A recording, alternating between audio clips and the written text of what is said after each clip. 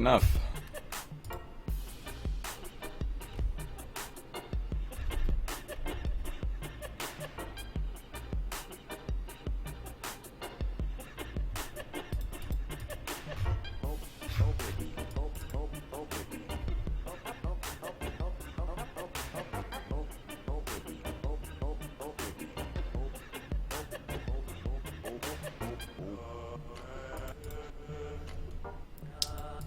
Fuck.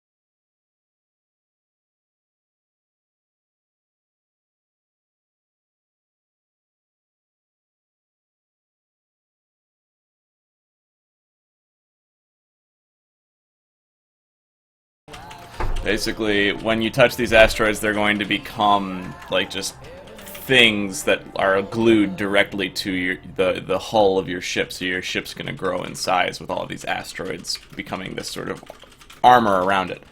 And so then there will be bombs also in space, like mines, that you run into, and when you run into them, they'll blow the asteroids up off of your ship. And every once in a while, there will be a gate. There'll be like a portal that you have to go through. And when you go through it, if you touch both edges of the portal, you'll explode. So you'll need to keep your ship small enough to fit through the portal. So and I'm also gonna, like, the bigger you are, I'll try to get some like 2D physics things to make it so that, like, if your ship's really lopsided, it's harder to control. My thought is you just control like the up down with like 2 buttons. And maybe you can control the like, maybe left right will be like your left right spin, and like the more, you know, the more moment you have on your, or not moment, the more like weird and farther out the mass is on your ship, the harder it will be to turn.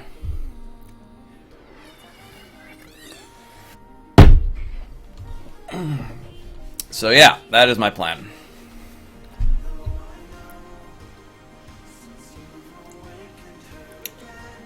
So I need to add a rigid body 2D to this, and I need to add a polygon collider as well, and I need to destroy all of the other asteroids.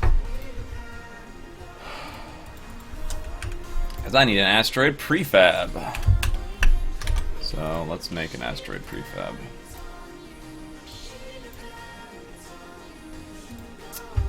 Alright, and then make a player prefab as well, just for the sake of it.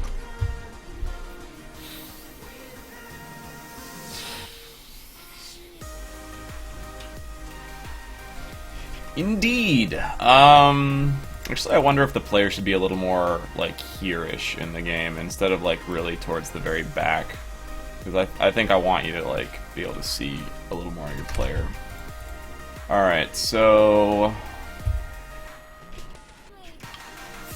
let's see here. I need a script. Player control script. The thing I'm going to have a hard time making in under the time limit is going to be some music and some background noise. Chris, if you want to make music for the game and you can have it done by Monday, I will join the non-48 hour, I'll join the 72-hour competition with the game and put you on the team. Otherwise, I'm going to try to submit by 6 p.m. tomorrow for the 48-hour one-person competition. I'm not expecting you to do it, but I'm just saying. I need music and I need sounds, and I don't think I'm going to have enough time to do both with the 48-hour competition. Okay, so I've got the player, I've got the control script. Let's open this up.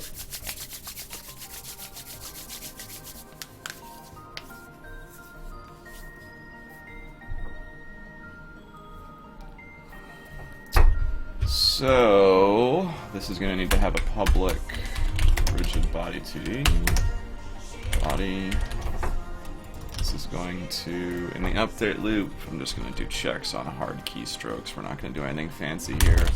If input dot key down, or I guess get key, is this returns true while the user holds the key down. I think auto fire. Well, if input get key code W or, alright, you know what? I will create a public list of key codes, which are going to be my up codes. This body is going to have a capital B. Not really equipped, no worries. Alright, so we're going to do for each key code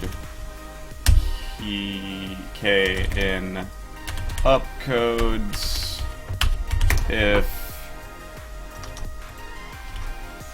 input.key k, then We're gonna have a bool move up, and a bool move down.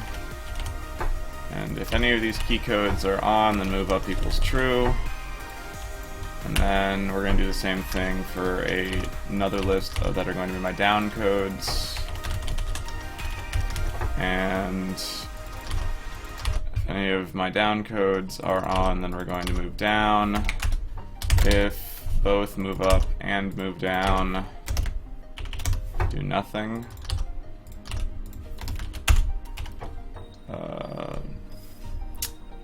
Else, if move up, oops, move up. Oh, is this complaining because they're never, yeah, okay. I would thought they would get auto-assigned to false, but apparently they don't. So if move up, then body, I guess I should call this rigid body. Then rigid body dots add force. And then I'm gonna have public float up force. So we're going to add the up force. I guess this is going to be a new vector 3 0 comma up force, and then else if move down, then we're going to do this with a negative up force. So instead of this, I'm just going to do move up and not move down. This is going to move down and not move up. I don't have to do all this. Okay. And then I'm going to add right codes and left codes. And then before I get into that, let me just make sure this all works. Gunther shake. Gunther shake, too strong. Alright, so this is going to be size 2. This is going to be equal to,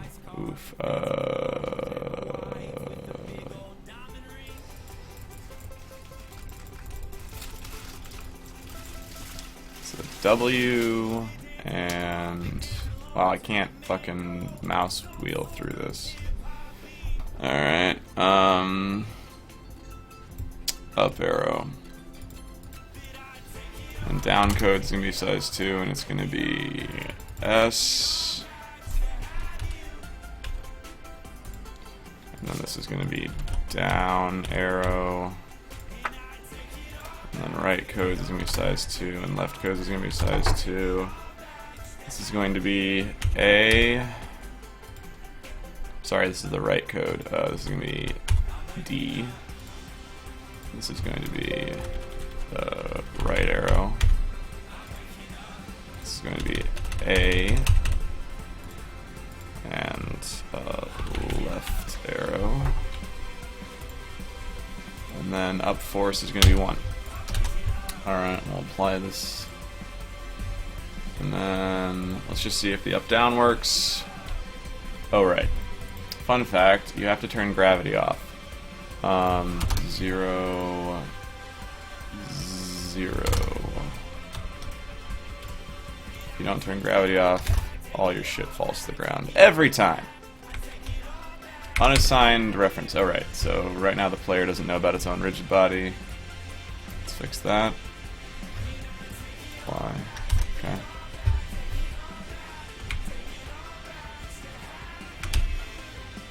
Okay, so that's okay. It's not great.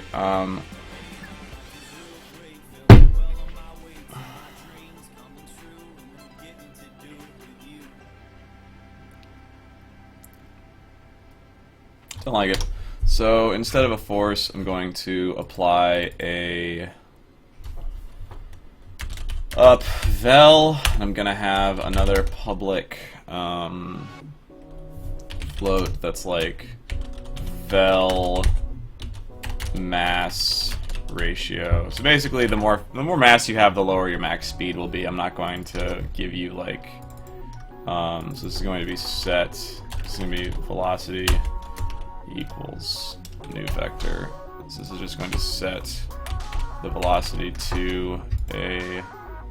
Sorry, up force doesn't exist. This is just going to set the velocity vector directly, which they never want you to do, but fuck you. Like, honestly, in this kind of game, you're expecting to have a velocity that just works. In this case, it's being set to 0. 1, 1.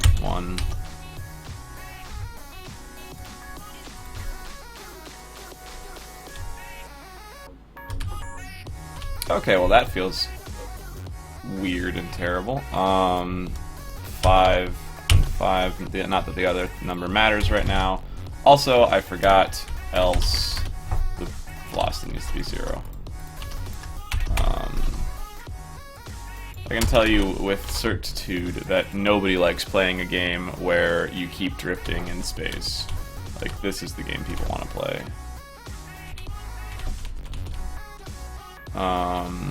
And even then, that's too slow. So 10, 10, apply.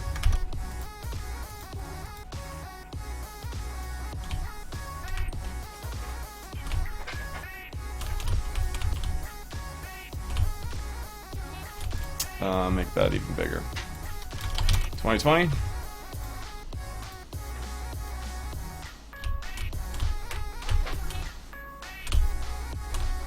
Alright, that feels not as bad. It feels tight when you're a small ship, and then it's going to need to feel worse when you're bigger.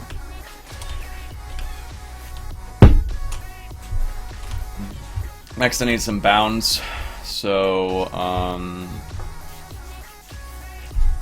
let's add player bounds. We're just going to have one big... ideally you would have this elsewhere, but we're just going to have a massive player class. Public float bound. So then we're going to do if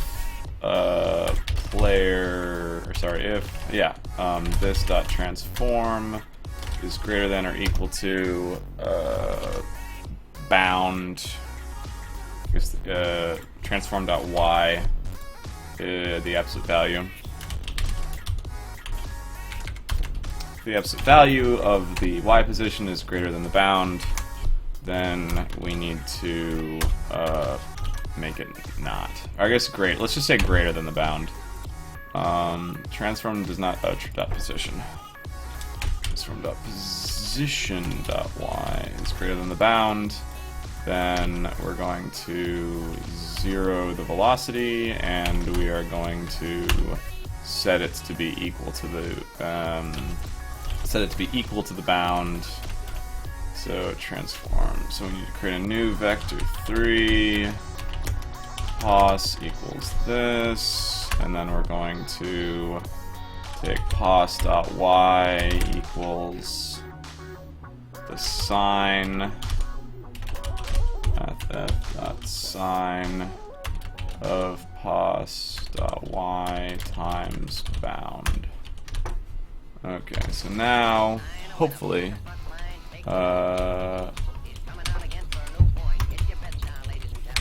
Alright, well the bound is 0 right now, so I need to make the bound not 0. So let's move the player to the extremes of this play area and see what those positions are. So this is like, let's say 8, or I guess 10. 10 looks like the position extremes that I want. So let's just say the bound is 10.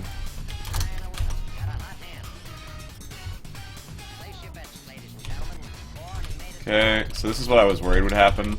So right now, I can't move, and that's because the player position is at 10.4. And so, like, I'm stuck. And I don't fully understand why you get stuck, because if you're greater than the bound... Oh, I'm dumb. What I failed to do was set the position back to pos. So now, so the thing is transform.position is an immutable variable, so you have to pull the values out to a different variable. Alright, there we go. Now I can do this and everything's wonderful. Okay.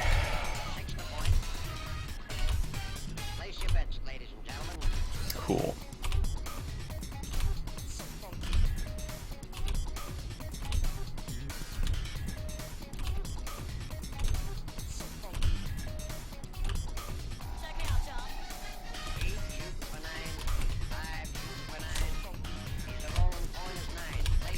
Great. Alright, so then let me add some rotation. And then ideally what I would be doing here is I would have like a... Yeah, man. Woo, procrastination's right. How you doing, Josh? Go public float. Alright, let me just get a function to get the mass.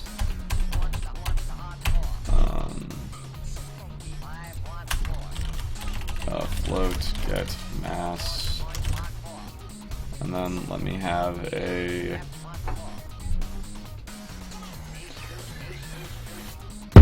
dude. I didn't even remember it was happening until 4 AM when I tuned into somebody else's stream, and then I was like, oh right, it's happening.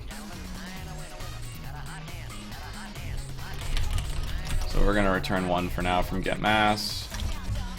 So then, for the rigid body, for up and down, we're going to multiply this by the mass ratio,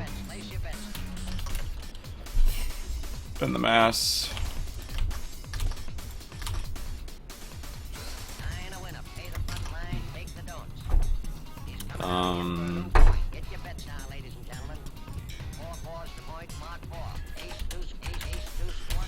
I think we gotta divide it by the mass, actually.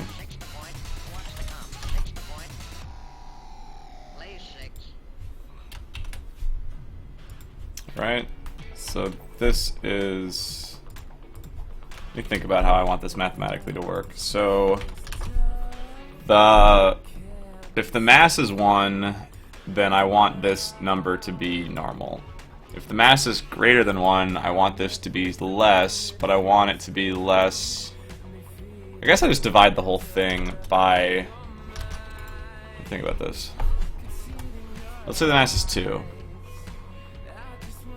I don't want to divide this by 2. I want to multiply this by like... So I think I want...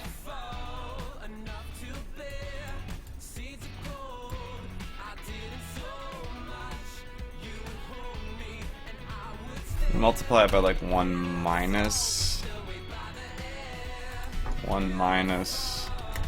some sort of ratio for masses. So 1 minus get mass doesn't make sense, but 1 minus get mass divided by, or 1 minus 1 over get mass might work.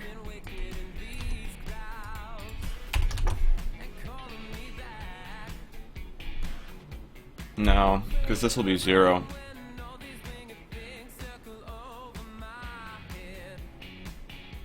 Let me think about this.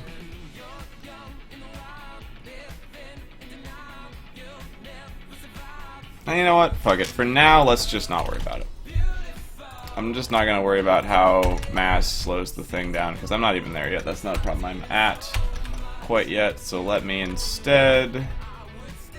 just work on the rotation. So this entire piece of function should be in its own thing called void handle movement. Alright, and this is also part of that. And then handle movement is just called from the update function. And then I'm going to do a void handle rotation. And then for the rotation, I'm going to do very similar shit here. This is going to be rotate right and left. So rotate left.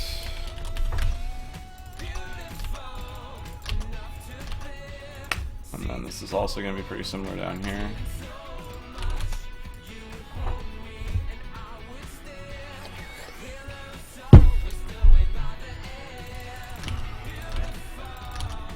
Alright, so this is the rotate right. This is the rotate left, and then this is going to be angular velocity equals 0.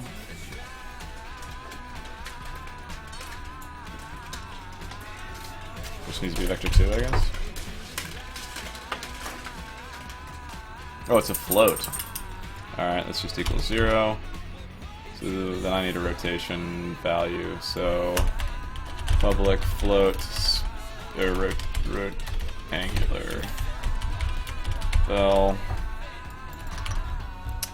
And so this is going to be that. And then for left it's going to be negative.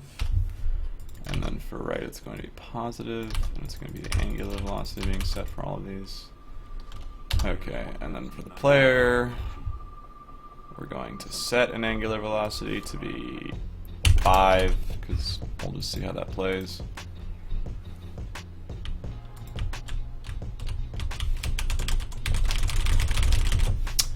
Fun fact, I need to call this function from the update function, so we need to handle the rotation in the update.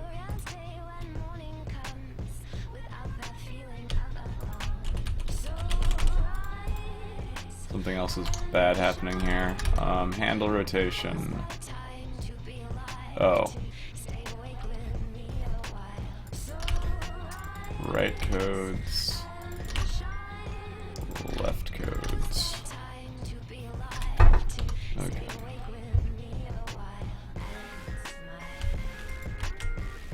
Okay, it is rotating very slowly. So let's just crank the angular velocity to 50.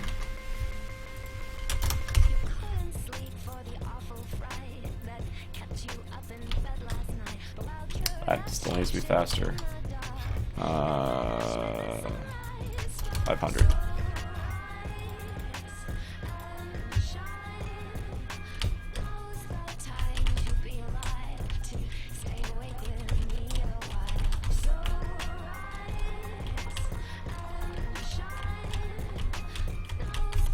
Somehow I've got the negatives backwards, so I guess rotating the left is positive. I guess my understanding of positive and negative angular velocity are backwards. There we go.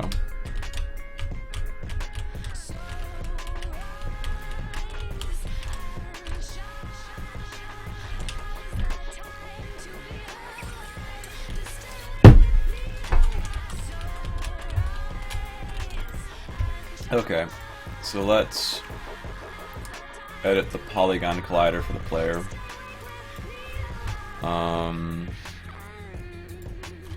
Actually, does it need to be a polygon collider? Let me see what other colliders we got. We could do a capsule 2D collider. That looks like that'll be fine. So let me remove the polygon collider. Alright, so this is a trigger, and we're gonna just rotate this if we can.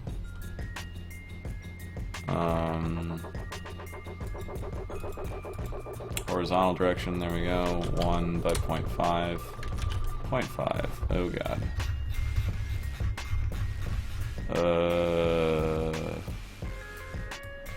1, 2, 2, 2, 3. There we go. So 1.5 by 1. There we go. So let's make this 1.3 by 0.8. Perfect. Okay, save. Okay, so now I've got a trigger collider on there, and then I've got the asteroid.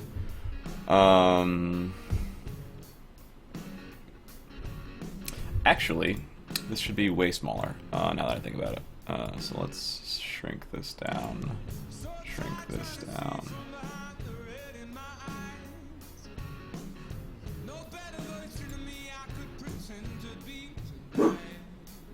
Woof. Alright, then for the asteroid. Wow. That's surprisingly good for the polygon collider.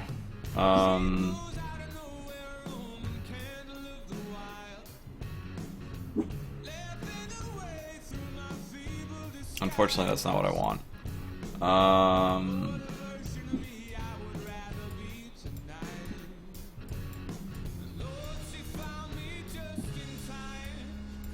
So it's important that your colliders be like really generous with respect to the edge of a sprite, because when you if I'm gonna have a bunch of asteroids all stuck together, you're gonna want overlap between the sprites. They're gonna want to look like a tight bunch of asteroids.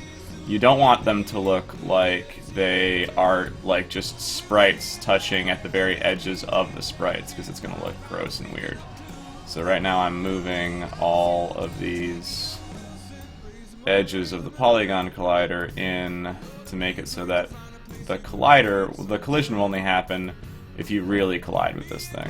And then when they stick, it's going to stick in a way that it's going to really look like they're actually like clumped on top of each other.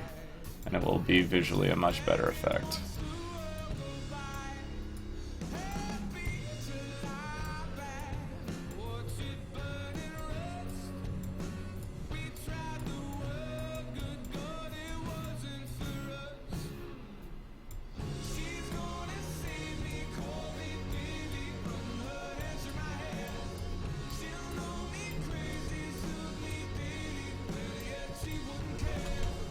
Save.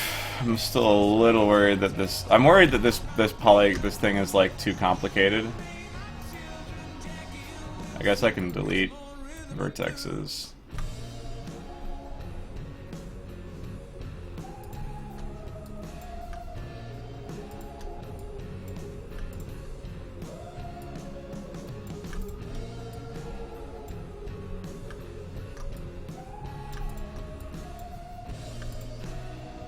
There we go. That looks way simpler. Great. Save, apply. Okay.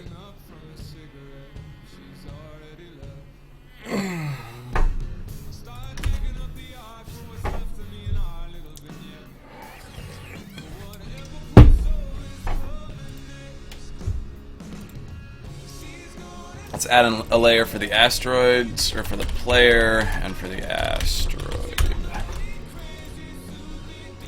This is going to be in the asteroid layer. This player is going to be in the player layer. Yeah, change all the children, great.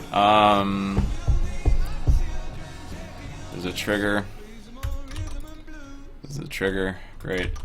Go into my physics settings. Make sure my asteroids and players are interacting with each other. They are. Good. Okay, so then what I'm going to do, I'm just going to create... I'm going to create an asteroid script.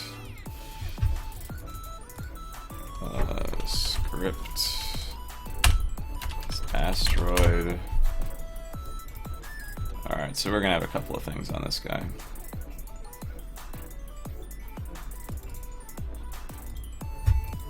For starters, I don't want asteroids to collide with each other. So let me go into project settings. And in physics 2D, asteroids should not interact with themselves. Alright. So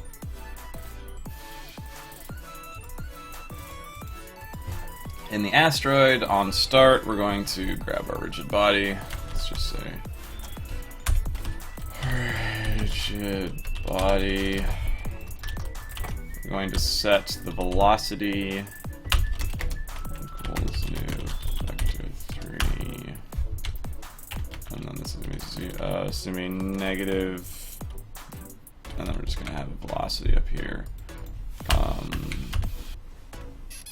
I guess, you know what, we'll just make a function. Let's just float get start vel, and this is for now just going to return a float start vel. And we will modify that as we go.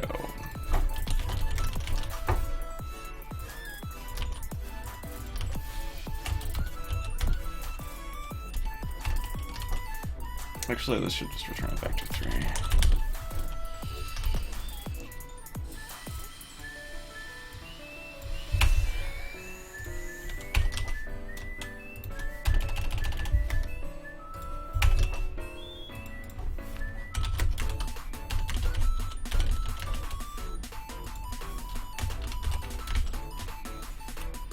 Basically what this is going to be doing is I'm going to need to like add some pseudo randomness here. Like I'm also going to want some slight angular velocities.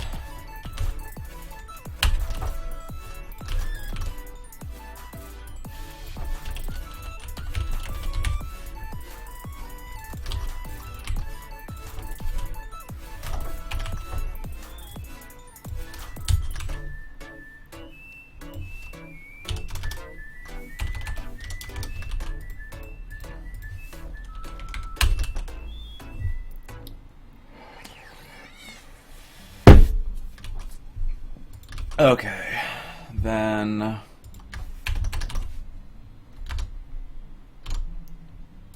if I just hit go, the asteroid should fly to the left. Didn't fly to the left. Right, because I didn't give it a starting velocity.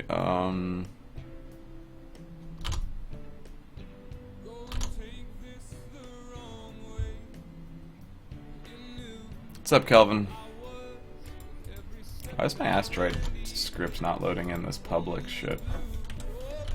Public.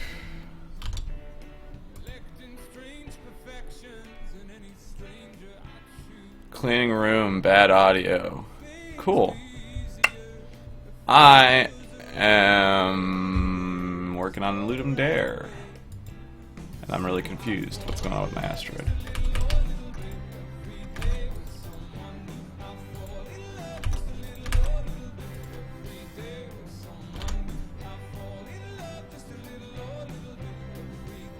There we go. So our velocity, we just set this to, I don't know, 10. And then the rigid body is itself. And then we're going to apply that. And away it goes! Make the start velocity like 7.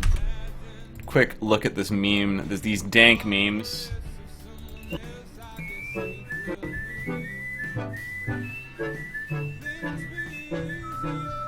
Birdst friend. I've never seen this. I don't know why you would.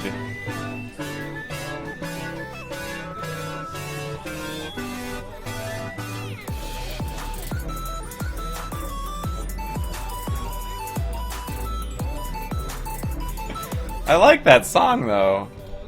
Great shirt, by the way. This is a great shirt! Fucking Sonic Mania for the win, man. Sonic the Hedgehog. Dreams never die. Don't let your dreams be memes. Alright,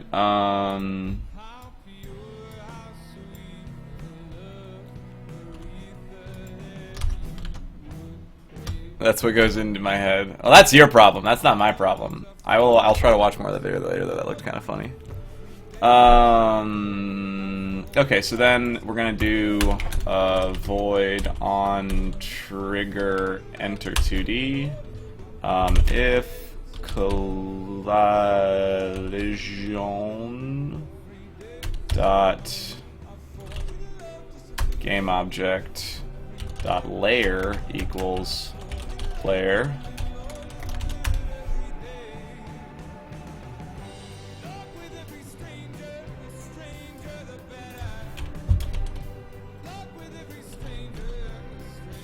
Sorting layer dot name to ID player. Because fuck you, Unity. Let me just make sure that that is capital P player. Player. Then we're going to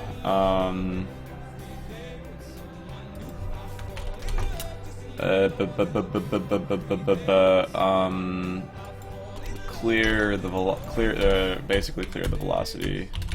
Clear vel. It's gonna be a void. Void clear vel. And this is just gonna be rigid velocity equals vector 3.0. Angular velocity is gonna be 0. and then we're going to call that, and then we're going to do this dot transform dot parent equals this game object dot transform. So that way we will add it to the player. Theoretically, this should work.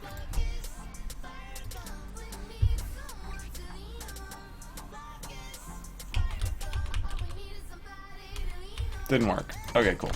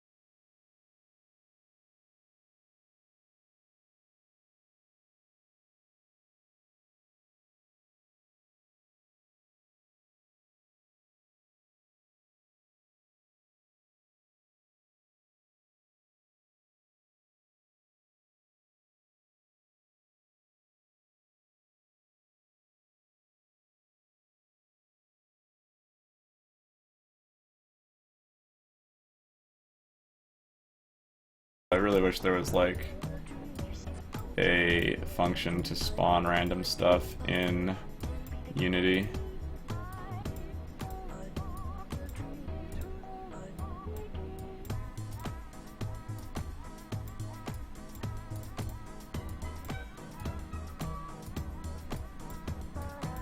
Okay.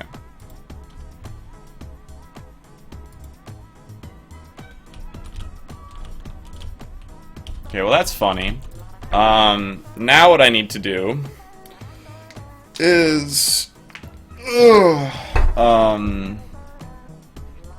change the layer here.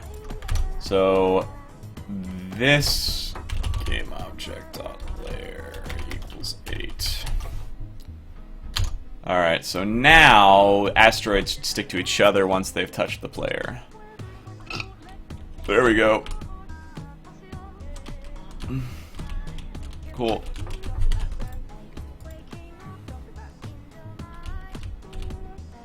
Woo! Got them all! They're like Pokemans. Why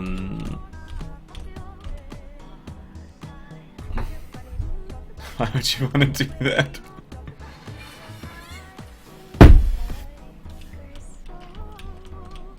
This is kind of how the game works. This is like the fundamental. Yeah, I mean it's basic. It is similar to Katamari. There's some Katamari business going on here for sure. All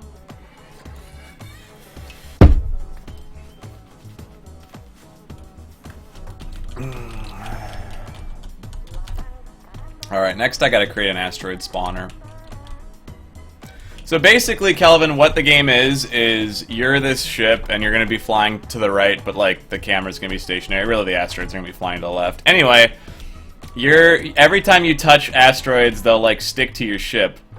And there will be mines that also, like, you can run into to have, that blow asteroids off of your ship. And eventually, like, after a little while, there will be a gate on the right, a portal that you have to get through. And you have to get through it, without touching either side of it. And if you touch both sides at the same time, then you explode.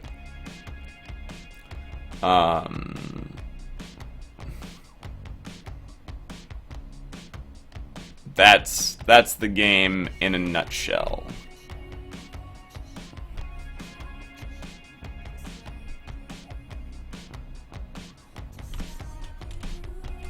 So the idea is you have to basically avoid asteroids or build your ship up in a way that that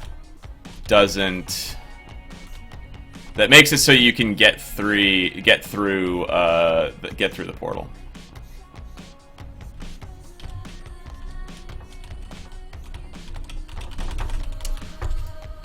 So, this is what I got so far. Let's delete all these asteroids. Or make more of them to see what it feels like. I don't know. I'm gonna make an asteroid spawner. That's what I'm gonna do. So I'm gonna make a new component here. Call this asteroid spawner. Spawner. That's almost the word I was trying to type.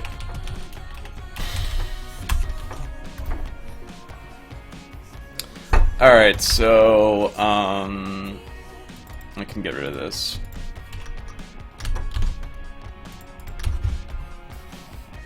Yeah, so Kelvin, the whole deal with this is that Ludum Dare is like, I have 48 hours to make a game, but because I sleep in and I don't really pay attention to when Ludum Dare starts, I usually have less than 24 hours to make a game. So I have to be done with this by 6 p.m. tomorrow. And I also have a bunch of social obligations that I have to do this weekend, so... I guess not a bunch. We were gonna go to a movie, but I guess we're not going to the movie anymore because of this, and then I have to visit my in-laws for dinner. But my last game that I'm actually making for, like, my game release is, you know... It was the last game I made for Ludum Dare, so, like, clearly there's some value to making these. Thanks, man. I'm actually gonna make a Git commit right now. I'm gonna do my initial commit for Git just in case my computer decides to explode. If I had someone who wanted to make good art for me or wanted to make music or sounds, I would happily team up with them and do the non-solo competition, do like the 72-hour competition that ends on Monday. But I don't seem to have anyone in my group that of people I know that want to do that. We're gonna create a GitHub.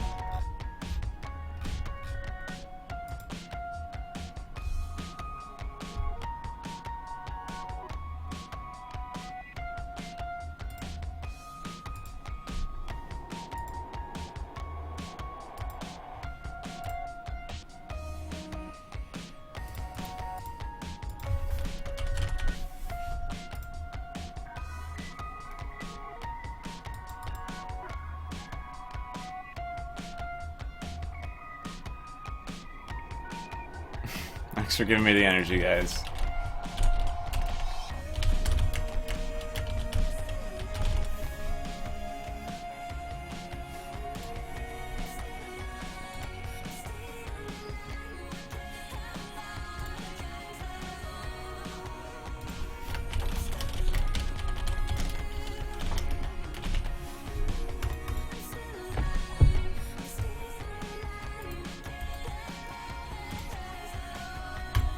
Alright, so Asteroid Spawner, you're going to have a couple of things. You're going to have a new script called Asteroid Spawner. I guess I'll just do everything in here. Reload the solution. Yeah, sure, whatever. Alright, so you're going to have a list of asteroids. List of game objects, I guess. Insert keys on. List of game objects called asteroids. You're gonna have a public int called starting asteroid count, and then you're going to, that's gonna be capital S. On the start, you're going to for int I equals 0, I is less than starting asteroid count. You're going to take this list of asteroids dot add, and you're going to instantiate a new, and it's going to be a game object asteroid. And then you are going to actually, before we do that, we're going to do game object asteroid equals that, and then we're going to do asteroid.set active false. And then we're going to add asteroid to the list. Alright, so this will make it so that we've built out our game object list, and then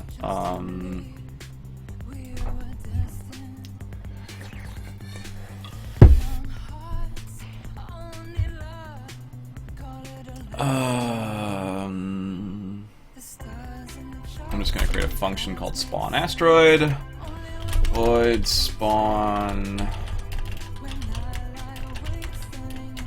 asteroid, and so if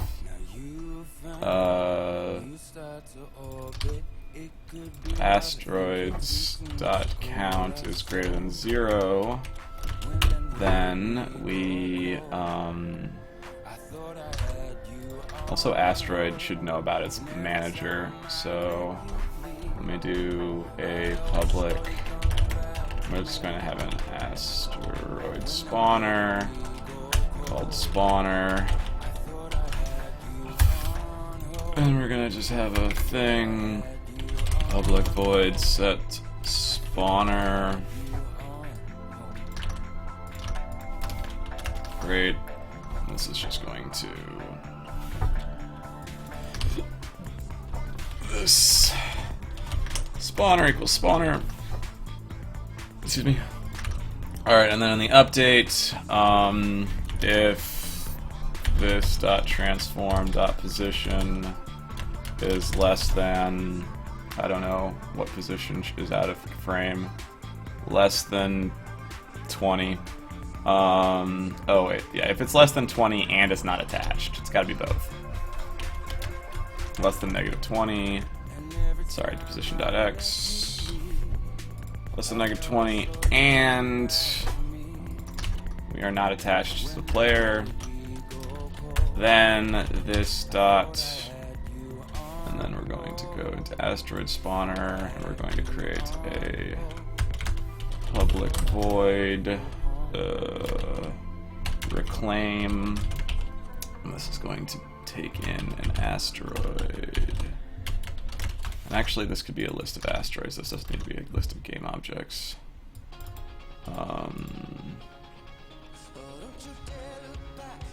I guess it does need to be a list of game objects. Reclaim asteroid, and then what this is going to do is it's going to do asteroid.set GameObject.setActive false. Then it's going to do the list of asteroids .add asteroid.GameObject. Okay, so then in here we're going to do this .spawner.reclaim this. Alright, and then now that we have a reclaiming thing, we're going to, well, when we create the asteroid, we're going to spawn it as an asteroid. Cannot convert, okay, actually, yeah, these are going to be asteroids.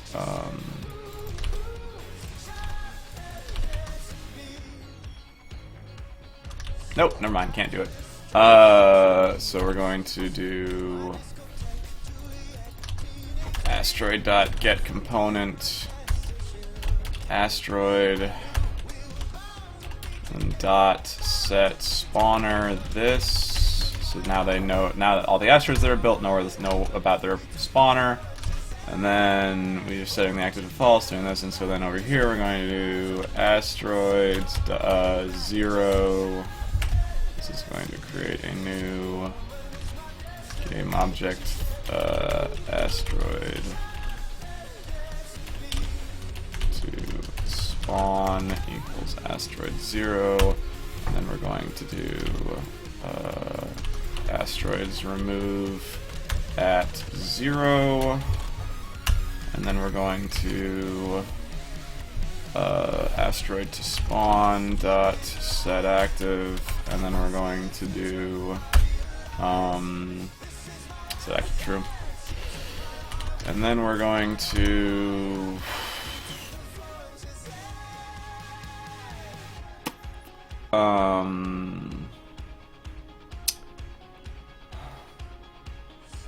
yeah, we'll just keep it an asteroid. We're just going to create a public void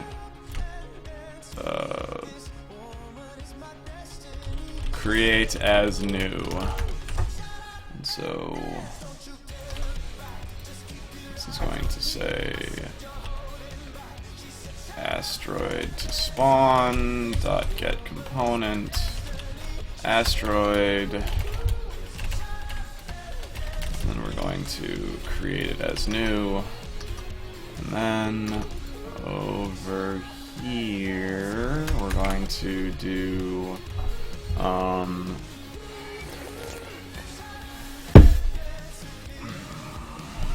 we're going to keep a count of how many asteroids have been created. So let's do int created count, and every time we spawn an asteroid we are going to created count plus plus. Every time we reclaim an asteroid we're going to do created count minus minus, and then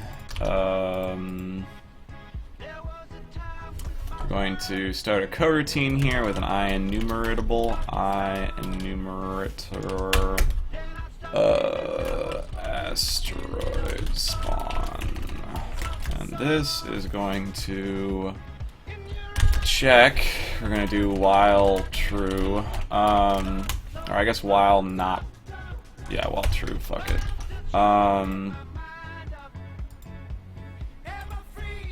And so this, or I guess while, we'll create a bool for loss. while not loss. I'll make this public. So while not loss, we're going to check if created count is less than, and I'll create a public max asteroids spawned. Let's give me an integer. If the created count is less than the maximum number of asteroids spawned, then we should spawn an asteroid, and then we should yield return new. Is yield spelled IE? It is. Yield return new. Wait 4 seconds, and this is going to wait for like 0.1 seconds. And then this is going to start this coroutine in the start function. This is going to call start coroutine. That. Okay, so delete all these asteroids, including that one. There's an unexpected symbol somewhere. Blah blah blah blah blah. Oh, forgot I++. Alright, so I've got an asteroid spawner. When it compiles, there we go. Alright, so in my project, I've got my asteroid prefab, which is not public. Public game object asteroid. So let's have the starting asteroid count be 200. 200 asteroids. Create this asteroid. Create this asteroid, okay. Public prefab? How do I... what am I missing here?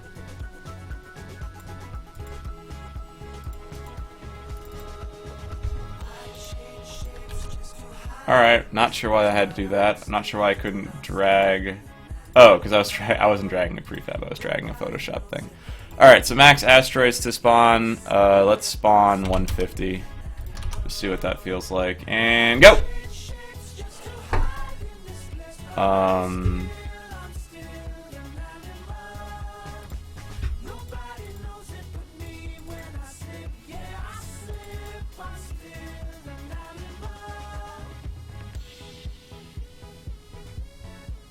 Oh. Equals new list. Let's do that here. So let's do asteroids equals new list game object for a size of starting asteroid count. I assume this, yeah, capacity. Okay, yeah, that's fine. Okay. That makes sense. And then the other thing I should probably do is for create as new, I should set the position. So this, okay, so let's just do float y pos equals random dot range -10f comma 10f. And then for the x position, it should be, so vect3 trans equals new vector3 20 negative y pos 0, and then this dot transform equals trans, and then this dot transform to this position, I should say. And then I could actually call this pos instead of trans. And then the other thing we have to do here is do, before that, we have to do this dot transform dot parent equals null.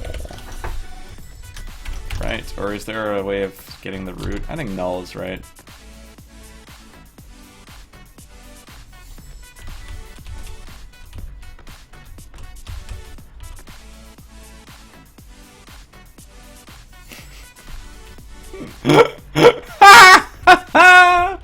There's too many asteroids! Okay.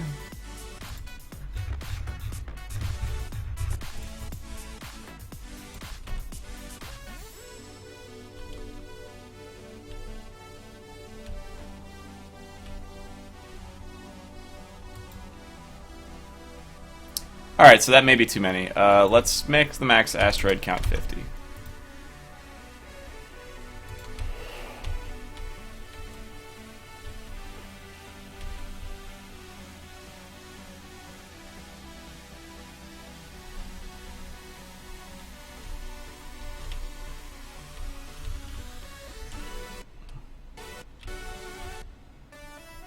Now I got 50 asteroids on my fucking ship.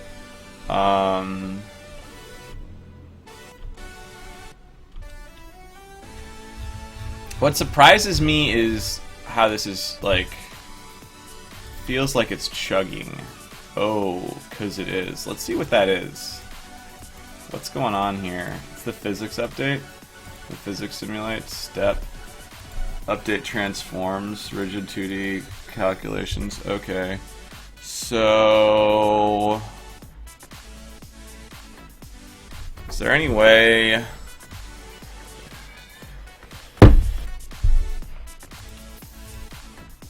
can I disable the rigid body when it gets attached to the player and have it still work? Let me try that. Alright, so in create as new, the rigid body has to be enabled.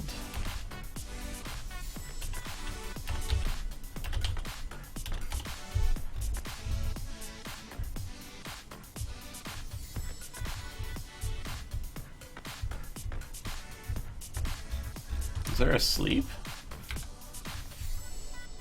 Yeah, okay. So, awake. Or...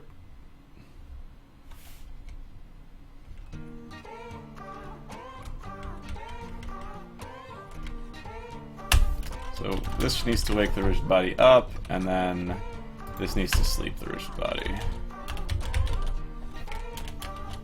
And then I need to look at what the sleep mode is.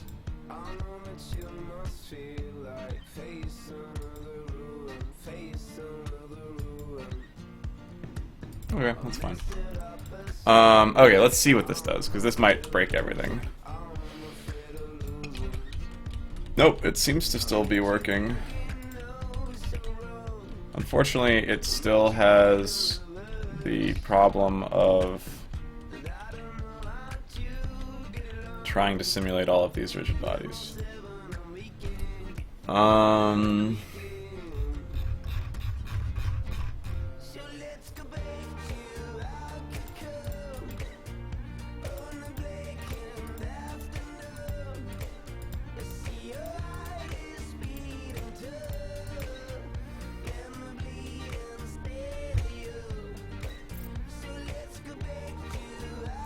It says simulated.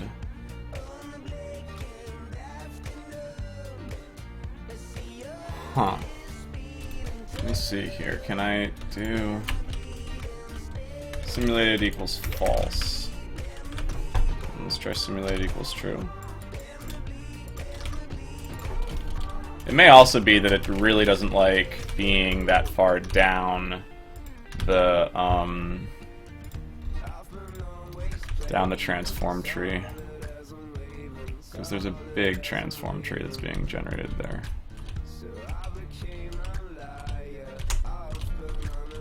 Right, so when they're not simulated, then they're just around the player, which is funny, but not the thing I'm trying to create.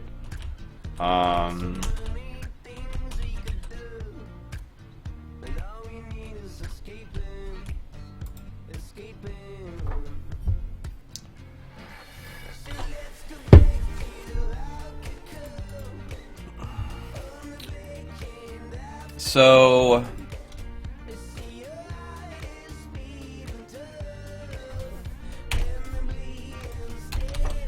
what we might need to do is create another object. So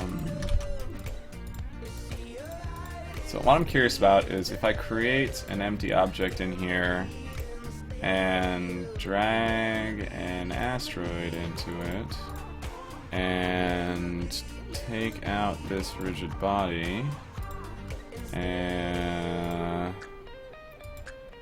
take out the script, what does this do? I guess my question is will they stick to this asteroid? Okay, what if this is in layer player?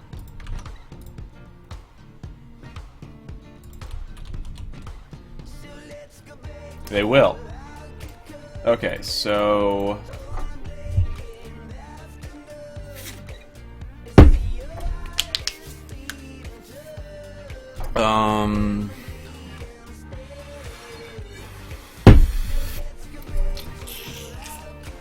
Is there an easy way of just removing the rigid body component?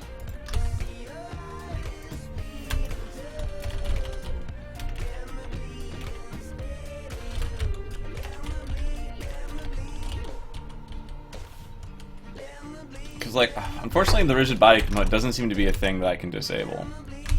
So the only other thing I can think of is, for the asteroid prefab, let's drag this back out here, creating a child object that is the rigid body. So this can be like the physics object. Physics object. And then have another empty that is the visual object. And then take the sprite, copy it, put it in the visual object, remove this component, take the rigid body, put it in the physics object, remove that component, and then let's just see what this does. I don't actually know if this is going to even work in that. It might do some weird bad shit. Why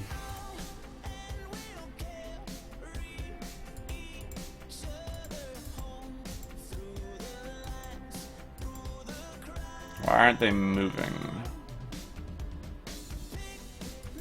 Okay, hold on. Start velocity 7, blah blah blah blah. Is the physics object moving? But because the physics object isn't... Okay. So because the physics object isn't the parent object, it's not...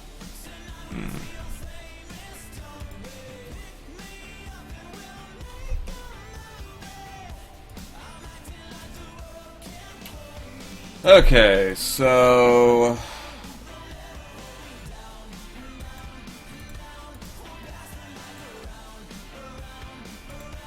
New plan.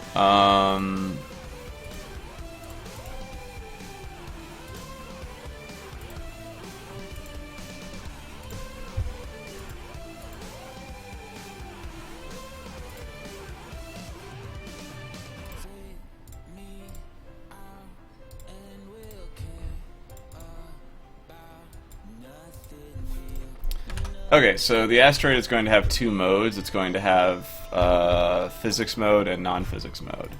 So this is going to have two game objects, public game object, physics object, and another object that is just visual object.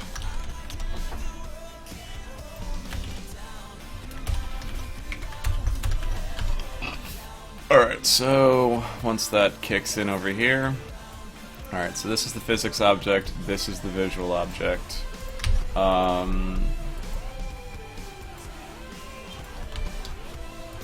Once the trigger enters, we're going to take physics object dot set active false.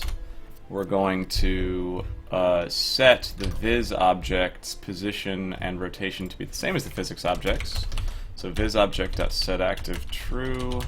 We're going to do viz object dot transform equals, or transform dot position equals the dot position equals the physics object's position, and it's also going to be the same for the rotation.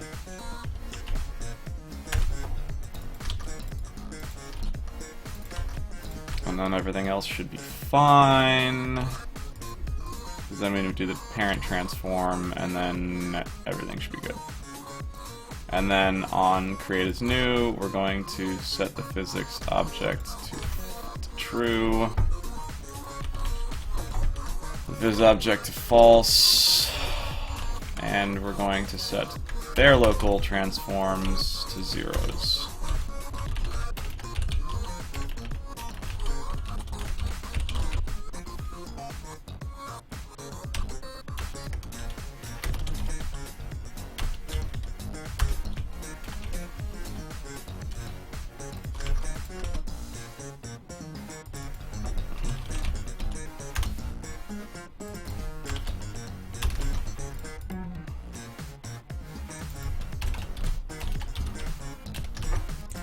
Okay.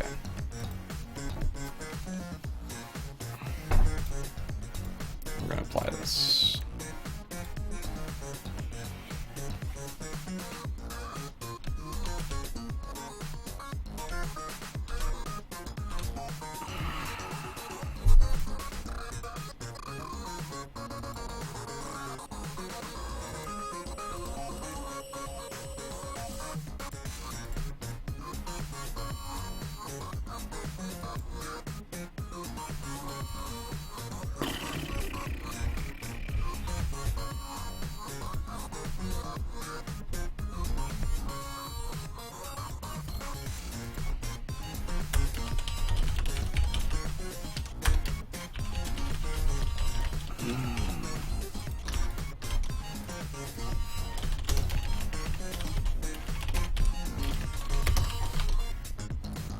Disable the asteroid spawner, let's just deal with the one asteroid.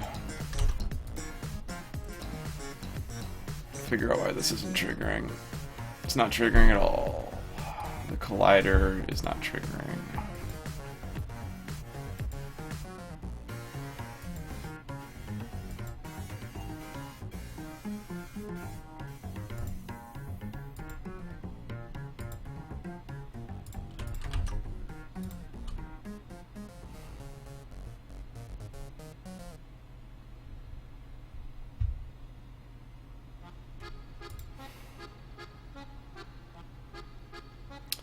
Alright, so I need to create a asteroid physics component. And this is going to have one of these.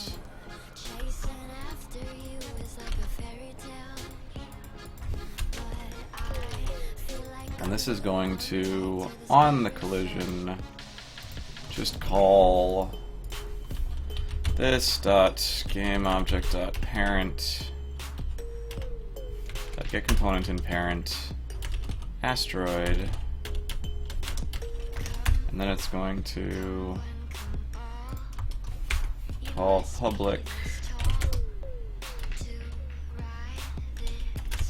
physics trigger, and it's going to take in this, and then this is just going to call this public void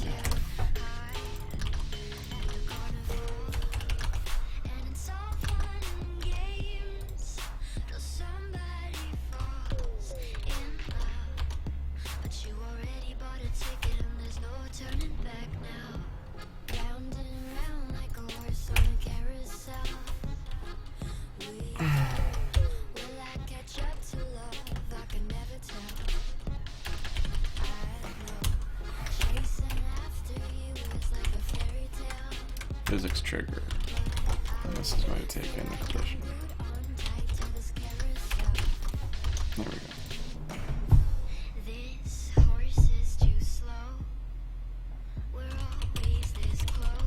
Great, okay, so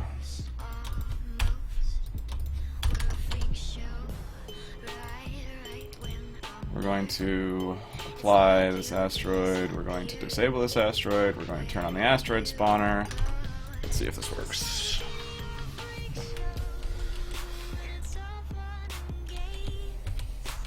Nope. Okay, so we're not working now. Pause.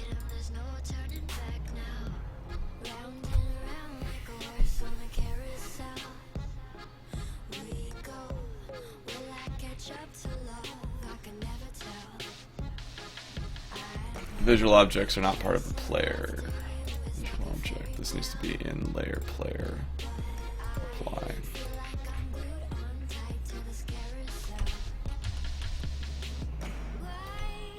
There we go. Alright, it is performant, and I now have a shitload of asteroids attached to myself.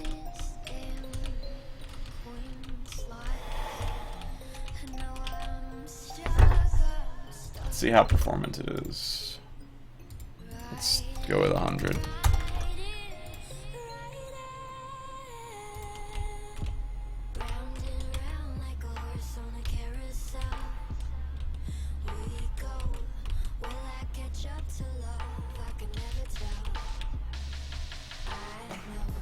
So 100 seems to be like the hairy edge of how many asteroids I should spawn at a time. So let's spawn like 80. Have the asteroid count be 120.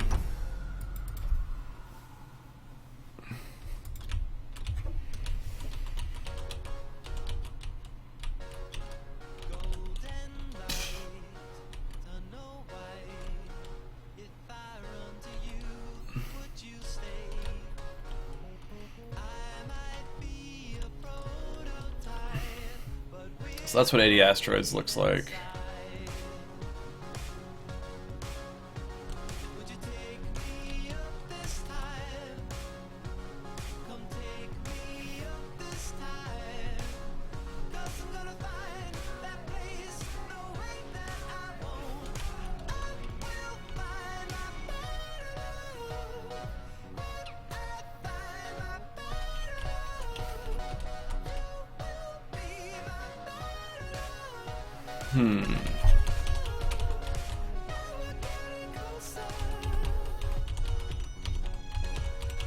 So let me on the player.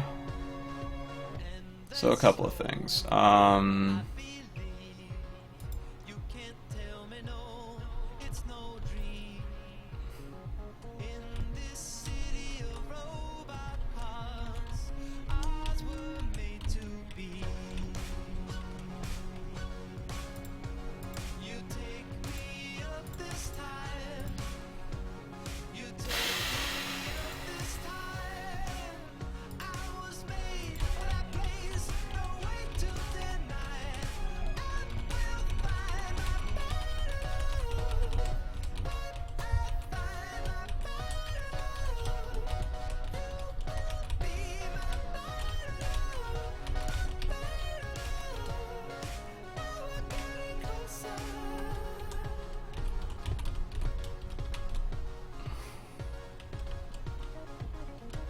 This one's interesting.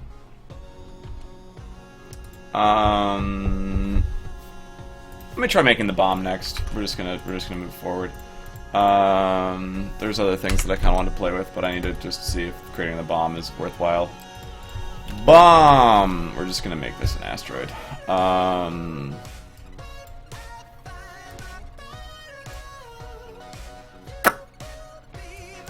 It's gonna be a red asteroid. There we go. Perfect.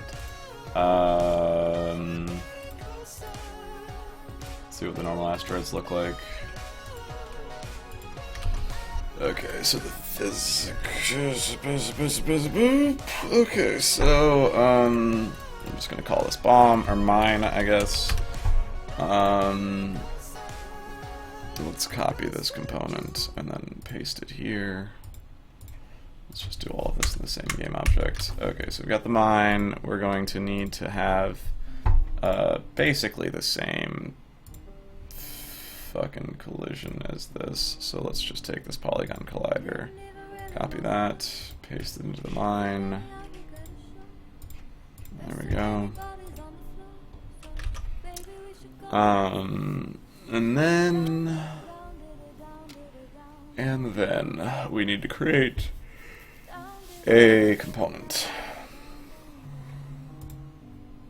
called mine.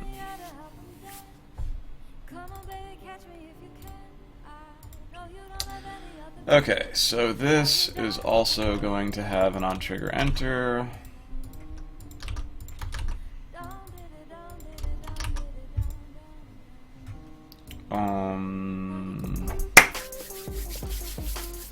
So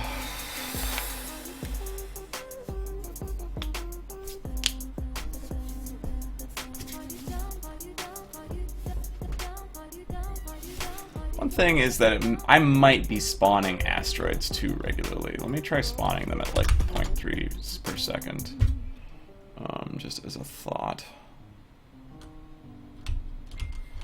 Like, is this easier for avoiding stuff? Kind of. Oh god. Oh god.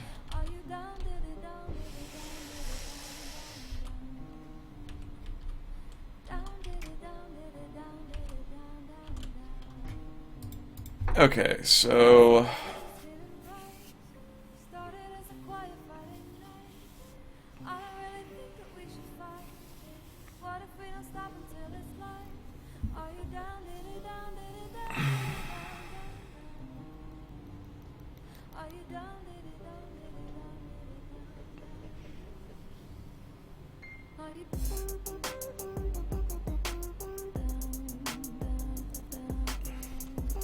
think about how I want to do this. Let me create another object inside mine. I'm just going to really quickly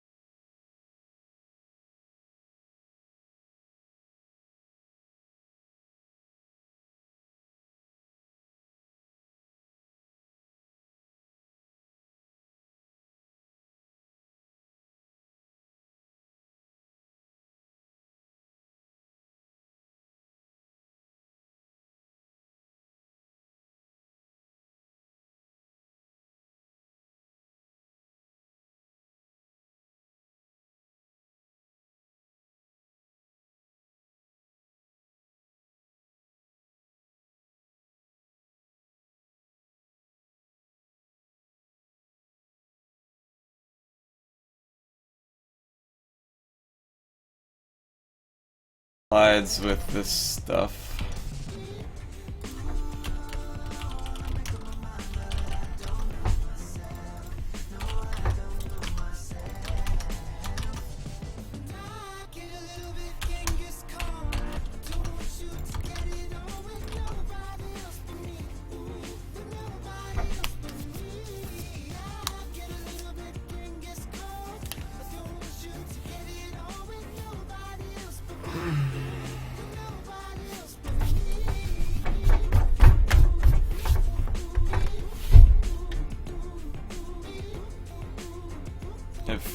Okay, so collision game object layer 8 and not blown.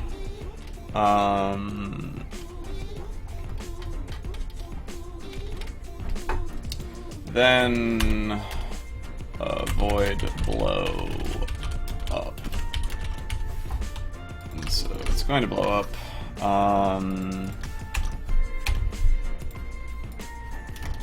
And it's going to, I guess, activate game object explosion.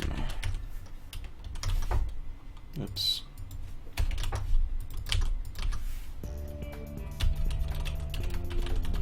It's going to activate the explosion game object. This is going to need a physics. This is going to need a rigid body. 2D. No gravity. It is kinematic.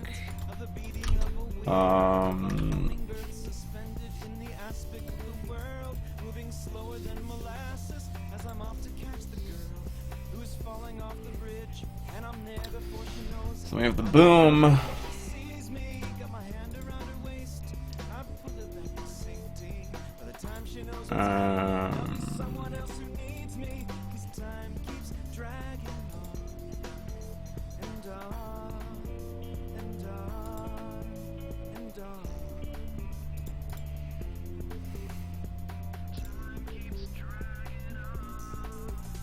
Let's see what the asteroid looks like if I change the visualization for it.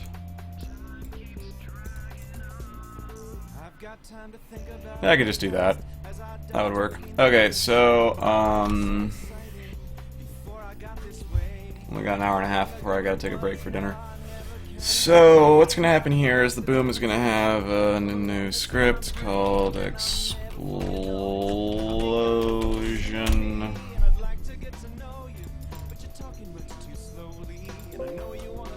The solution, it's fine. Yeah, whatever. Okay, so this is gonna call blow up. And then the explosion is gonna have a thing for this.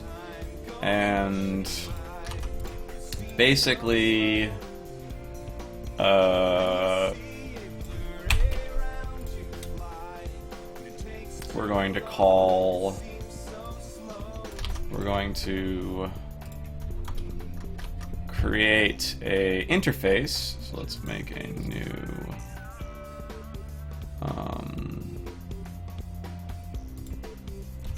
called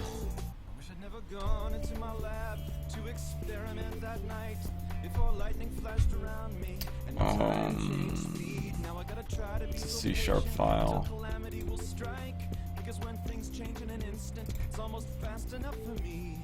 This is going to be public interface. Blow up. It's going to have a function that's just blow up. It's public void.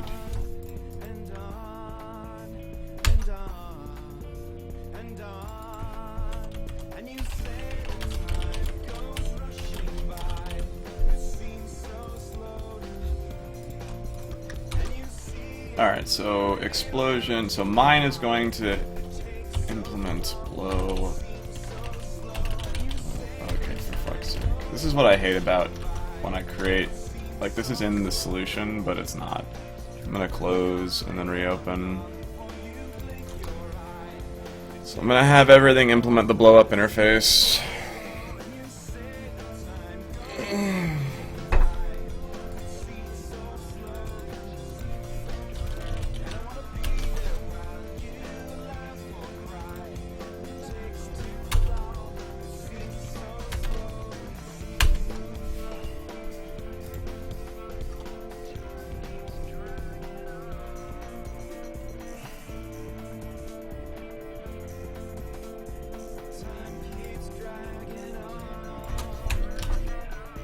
Okay, well the explosion interface I actually didn't want to have implement this thing. I wanted to have the mine implement it.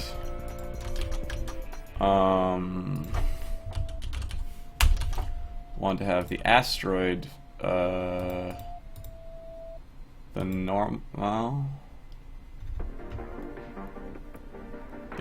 asteroid implemented. I guess it has to be the asteroid physics, doesn't it?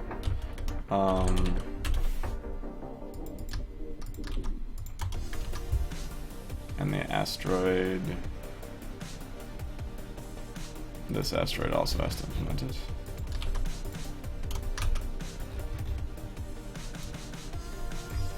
This is just an empty function.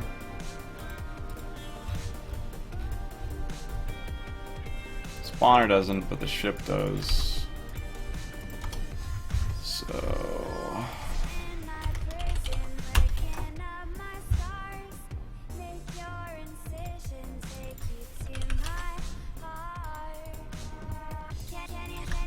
Okay, so the explosion is going to do all this stuff with the game object, and then it's going to do... First it's just going to try to get collision dot... We're going to try to cast this to a blow up interface. Blow up. Collision dot game object. Or actually... Collision.gameObject.get component.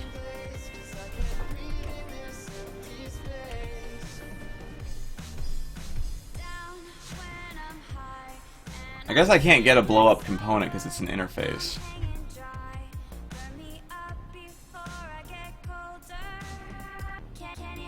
That's frustrating.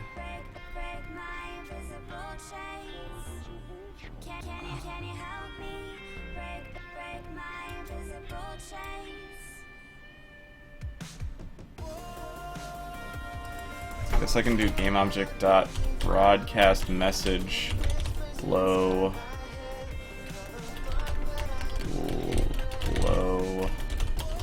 up.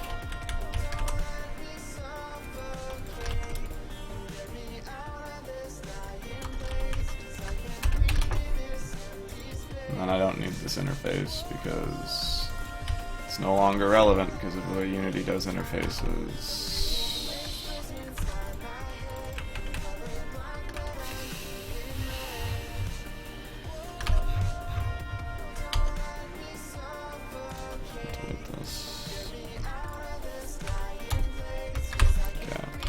Alright, so...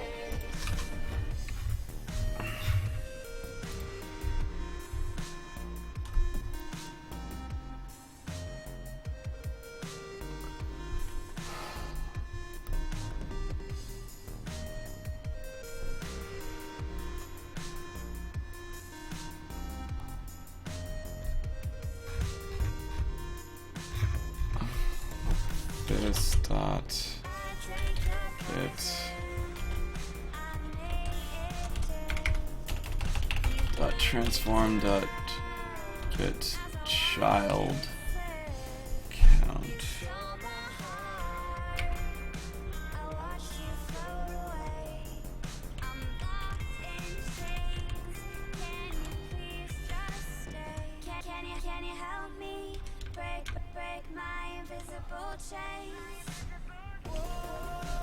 Why is this deprecated? What would it rather I use? Child. Okay, I see. Alright, so this should just be child count.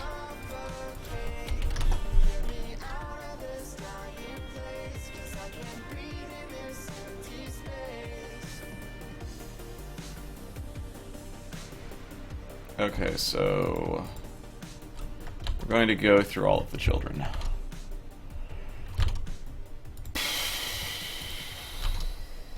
Fuck off. There we go. Okay, so for a given asteroid, if we are blowing up the asteroid, then we need to go through the children. and make sure we don't accidentally grab the physics object or the visual object. So for each game object, g in transform dot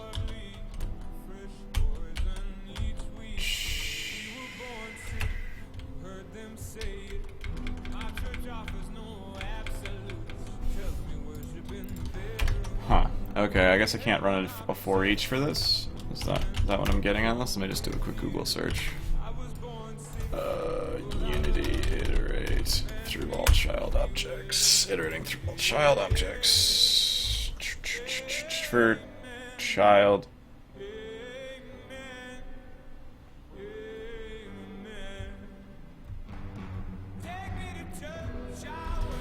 Why not do something insanely complicated? Okay, so I guess I can do for each transform.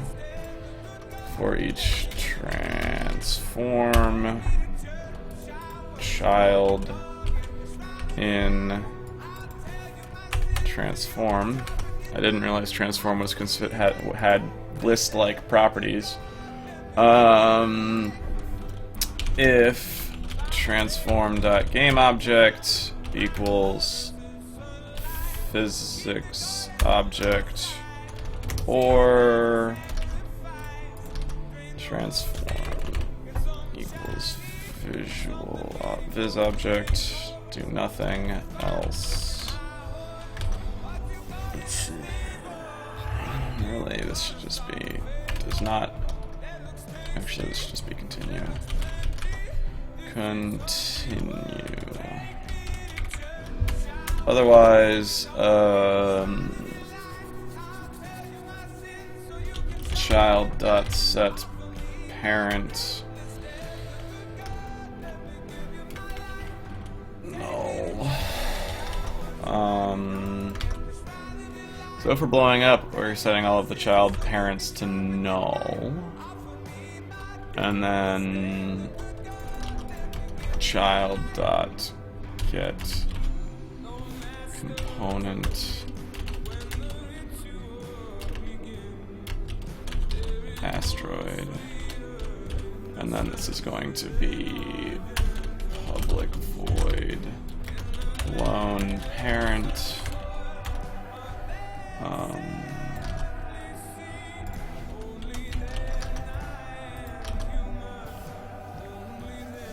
okay, so and then we're also going to do this.setActive at the end of this. This.gameObject.setActive false. Okay, so this is like a reasonable blow up. Blown parent I'm gonna worry about later. So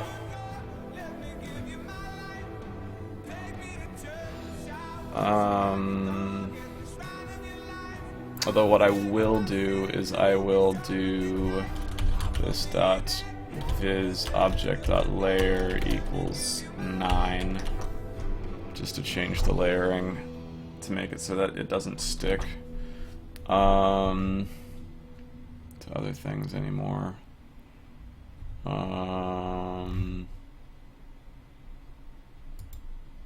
must be something in the water, and there must be something about your daughter.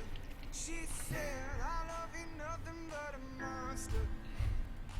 My love ain't nothing but a monster with two heads." Okay, so the viz. Okay, so the explosion is going to just broadcast blow up.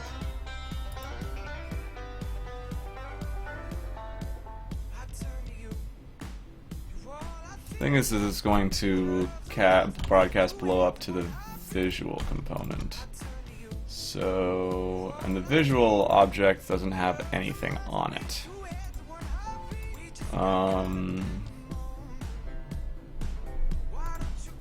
So I gotta fix that.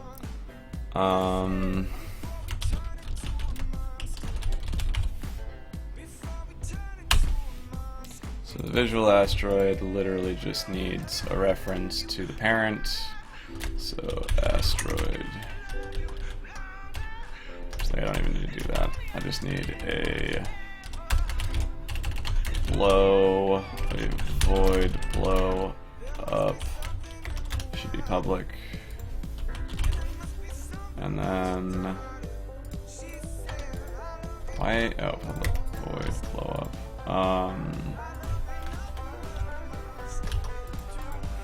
And then this is just going to call this dot transform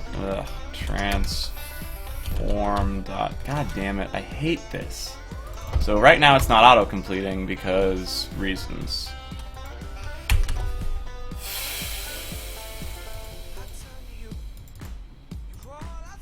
Don't need this.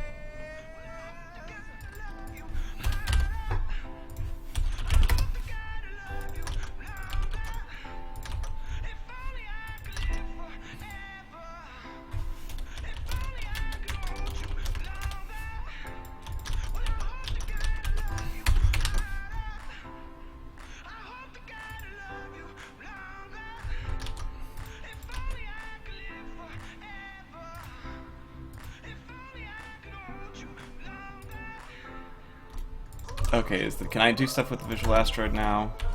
This touch? Nope, can't do it. Alright, so I gotta just... Okay, is there anything else that I'm missing here? Okay, so player controlled script. This is just going to cause you to lose the game. I'm just going to do debug.log. Warning, format, game lost. That will be my lose game for the time being.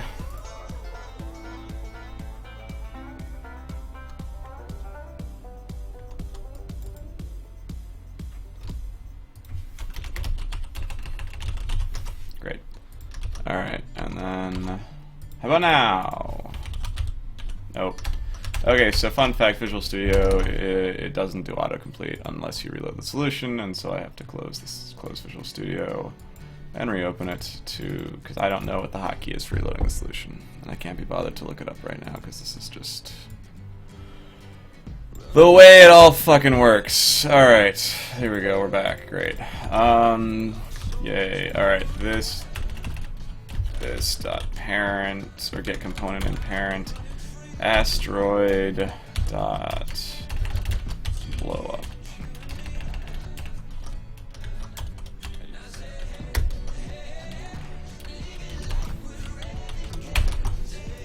Okay, so let's just see what this does.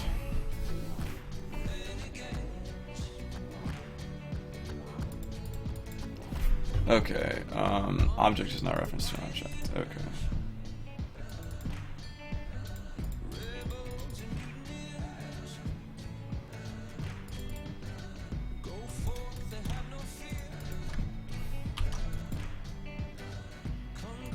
The hell would the child be if it's not an asteroid?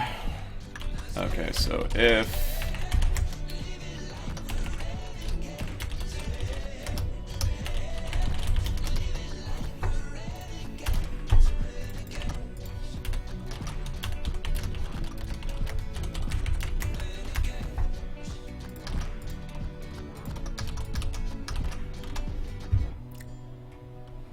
okay.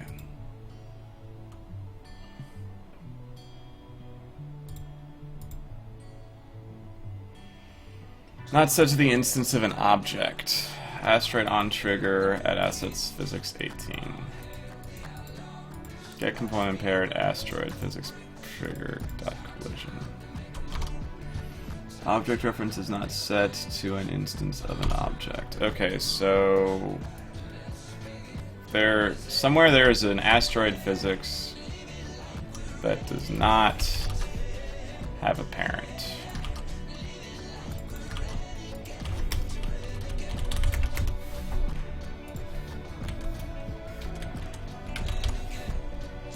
That seems bad.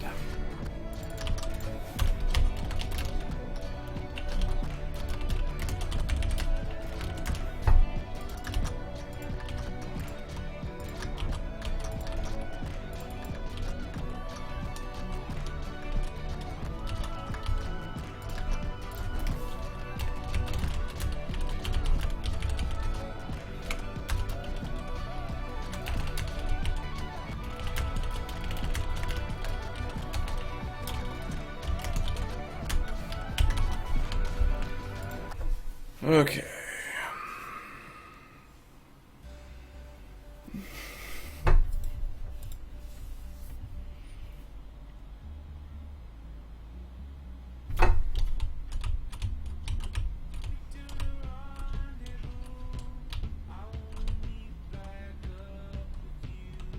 Blown Up has no receiver.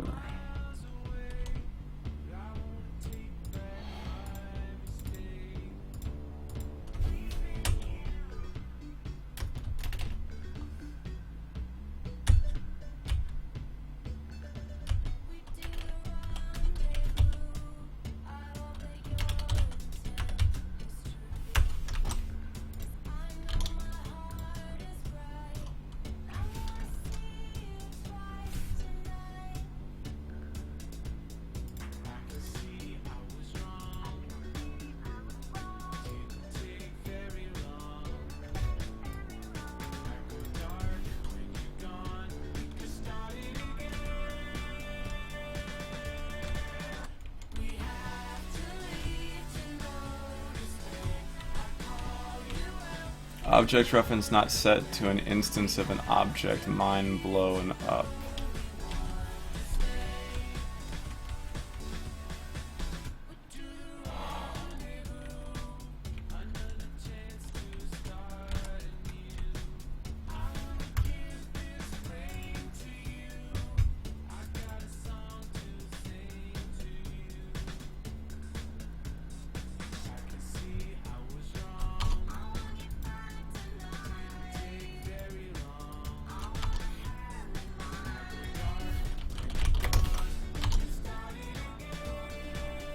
Makes sense.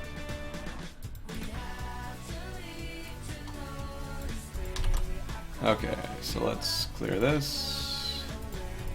Okay, so the next thing, the next big problem. Alright, let's disable this. Let's just move this. Oops. Let's move this, like, back here. Let's kill this asteroid. Let's just hit go.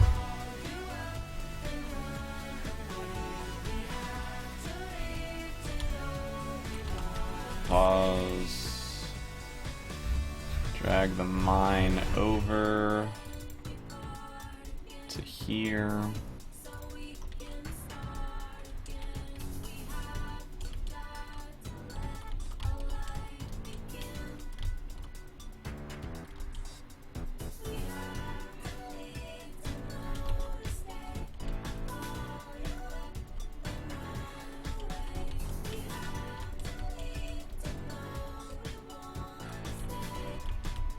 Pause this and take a look at our asteroids here. Alright, so in the player,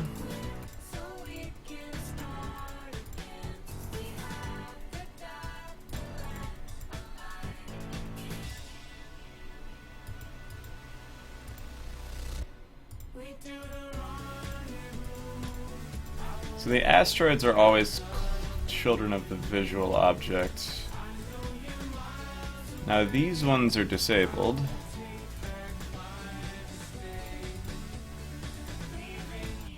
I also note that the physics objects have been removed.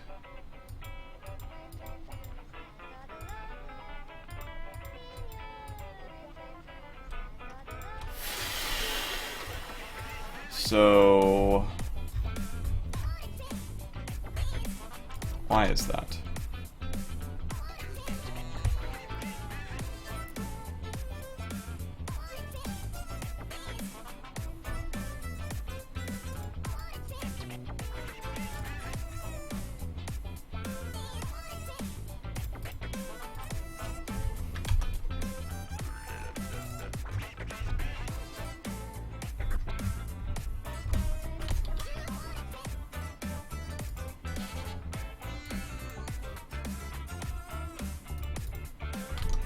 Okay, so instead of this,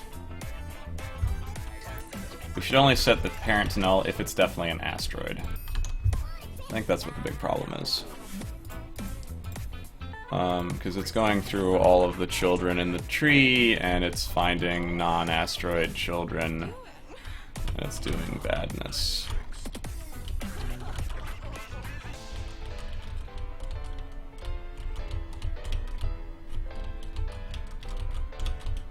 Oh, oops. Well, whatever.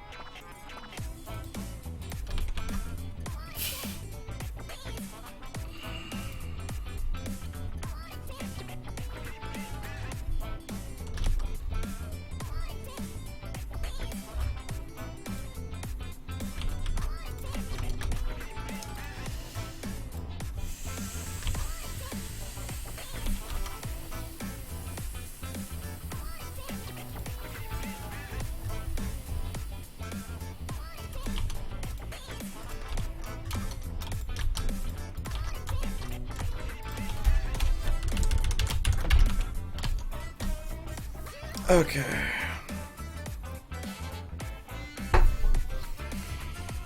Now the asteroid start velocity right now is 7, so let's make the mine start velocity 7. Let's drag this way back. Let's just see what this does.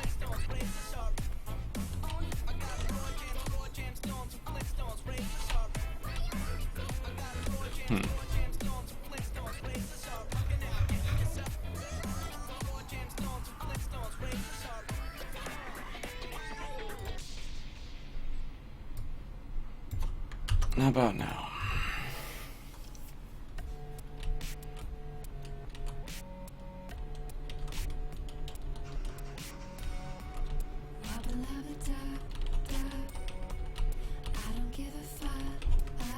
Okay, a couple of things. One, let's set the velocity to 0 when this happens.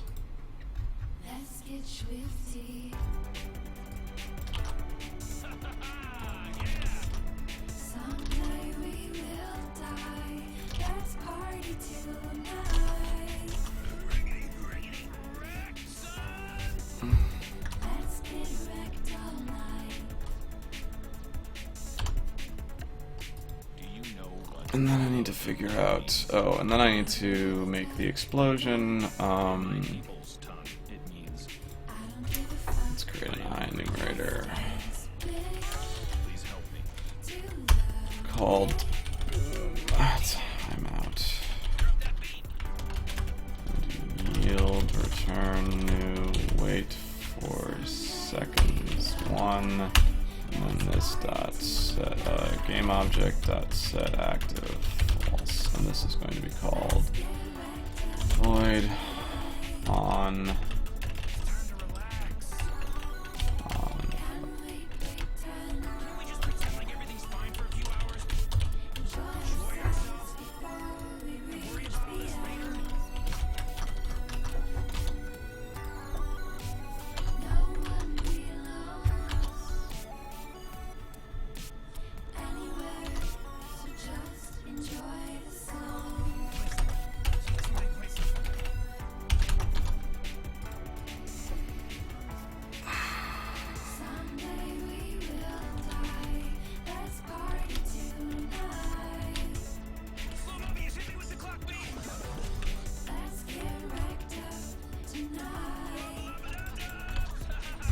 And also, this should this dot parent transform dot parent, or this dot. How about get Component and parent. Mine. And then we'll just have the mine return itself to the spawner.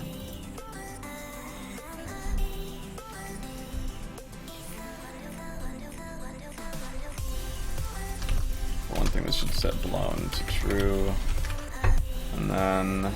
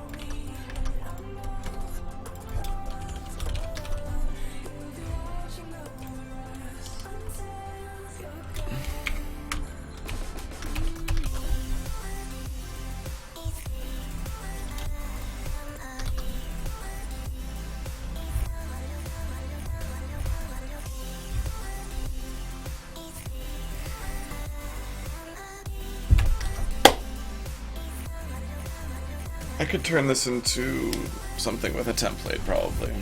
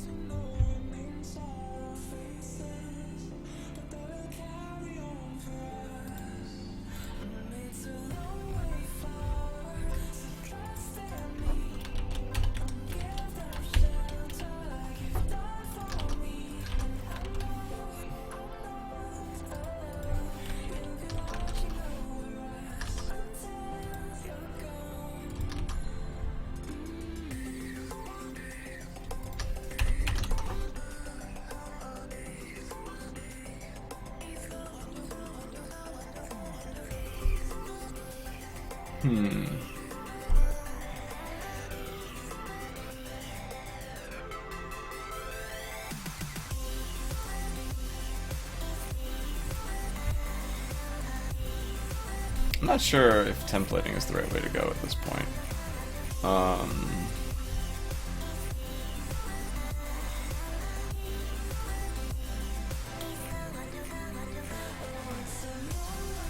Because, like, I can't declare an asteroid spawner with a template class here. So...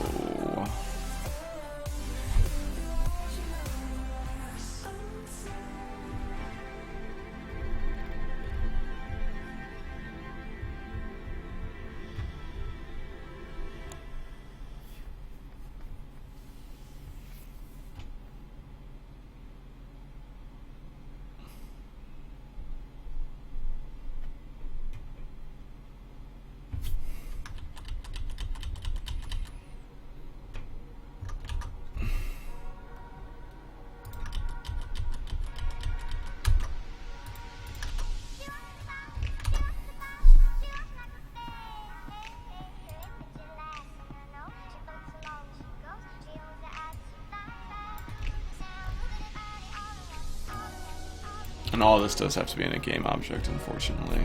Yep, I don't think there's a good way of doing this. I'm just going to keep on doing it this way. This is going to be mines.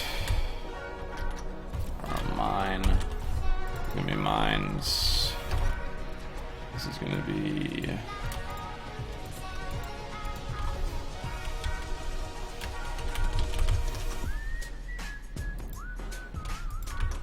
and this is going to be max. Mines spawned. I'm gonna make this a variable.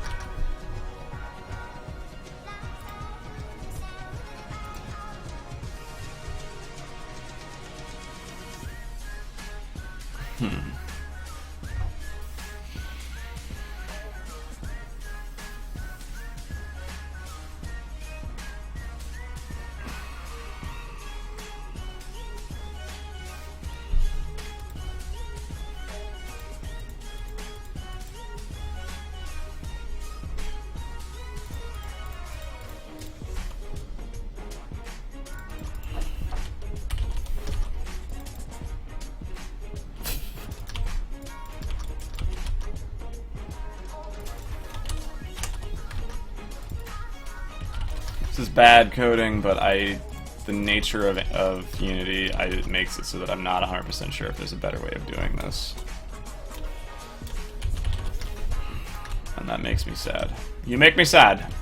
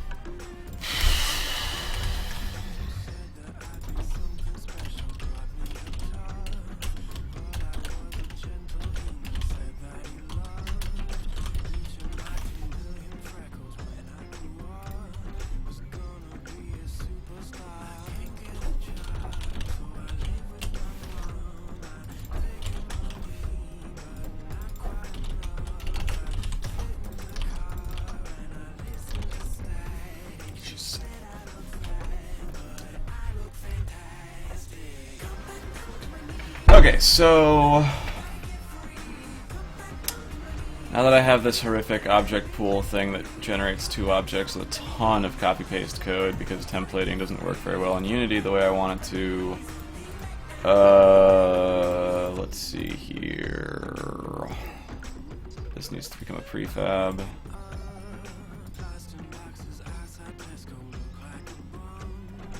Did it? Didn't happen. How about, there we go, mine. Okay.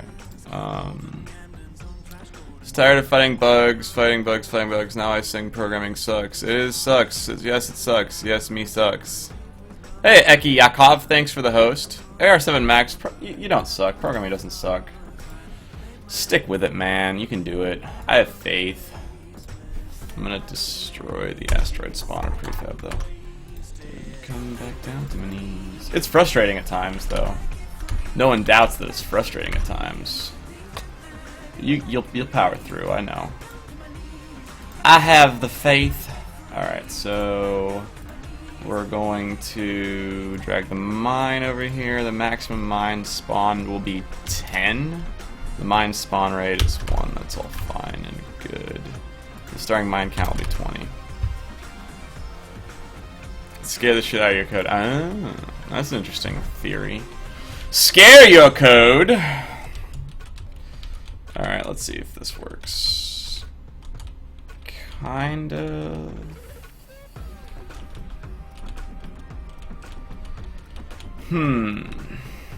Not really, though. Okay, so we got some problems. We got some trubs. Null reference. Mine, get component. mine. This is why copy-pasting code is bad. You get these bugs like this. I need to have a set spawner for my mine. These things should have inherited from a base class, but since I'm on the clock, I'm under pressure, I'm just gonna go with what I know works, which is sometimes. Now I know how it looks. Super weird hexagon. Absolutely. So guys, welcome to my channel. My name's Jesse, or you can call me Erebus, whatever you want, Erebus Wolf. Right now I'm working on Ludum Dare 40. My game in a nutshell is you are this spaceship, you're traveling, you got these asteroids, they stick to your ship, and then you got these red asteroids. And right now I'm trying to make it so that they, well, that's interesting for a variety of reasons. The idea is that the red asteroids blow up the asteroids on your ship. They're going to be redrawn as mines in space, but it is what it is. And then there will be like checkpoints where you have to be able to fit between a gate or like a portal on the side, and that if you don't touch either side of the portal at the same time, then you pass. But if you touch both sides of the portal, it blows you up. That's the game in a nutshell. You know, it is what it is. I'm a one-man team. I'm starting. You know, I started about 2.5 hours ago, so this is about 2.5 hours of work. I'm still working through it, but you know, I'm not good at art or music. I'm just good at game dev and the programming and hopefully the design. I'm working on the design. If you guys are curious about other stuff that I work on, there is a link in my channel description to an APK if you have Android for the latest game that I've been, or for my first game, I should say, my first game I'm trying to make as a standalone dev. If you have questions, you want to chat, you want to talk to me about my decisions in the design, programming, whatever. If you have problems with programming, I am here to help. I'm here to be interactive. Welcome, welcome.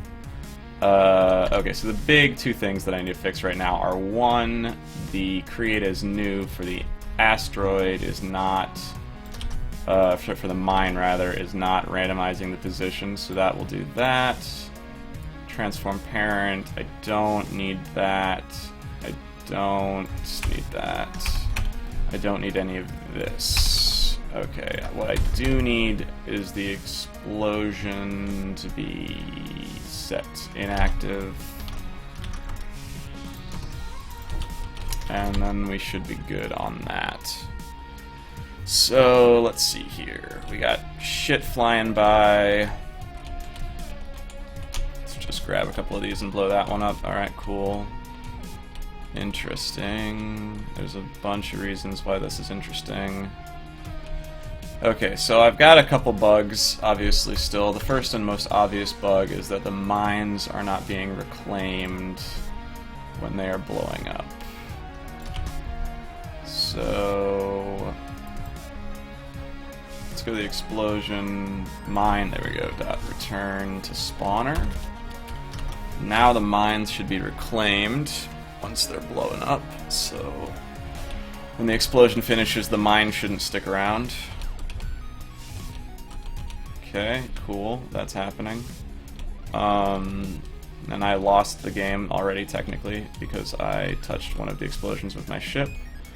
So, yeah, right now, what I'm finding interesting is that, like, it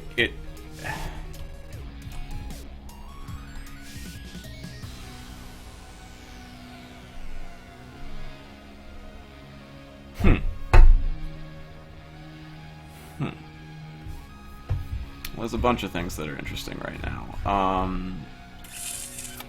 For one, we've stopped spawning everything altogether, which is kind of weird.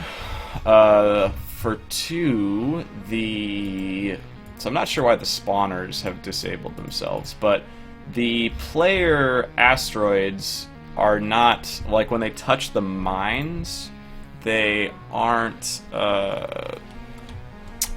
what's the word I'm looking for? They aren't being destroyed. So this, I'm just like hitting all of these mines with this one asteroid, and it's not destroying the asteroid that's being hit. And I want it to. And I don't actually want it to destroy all of the other asteroids in the chain. I want it to, like, send them into the background. And so that's sort of problematic. So let's go to the explosion here. Now this calls blow up on all of the children. So this is probably where my problem is.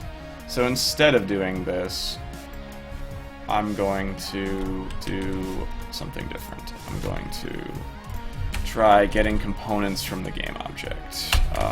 If it's an asteroid, then, or an asteroid viz, I should say. What is it? Visual asteroid. Then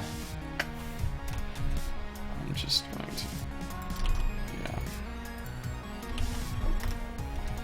This is one of those times where I wish I could do an interface. I wish I could like get component and then have the component be an interface. I don't think you can do that though.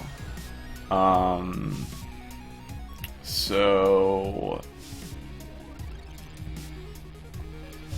this is going to be viz equals that. This is going to be some really shitty code. Strap in. Basically, I'm just going to be doing null checks on all of these. If viz asteroid does not equal null, then viz dot blow up. Return. And then I'm just going to do this with everything. So instead of visual asteroid, this is going to be asteroid. And then I'm going to do that here. This is going to be asteroid. If it's colliding with an asteroid, do the same thing.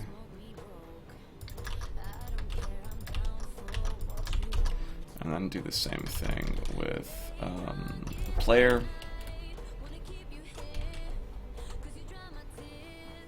What did I call the player component?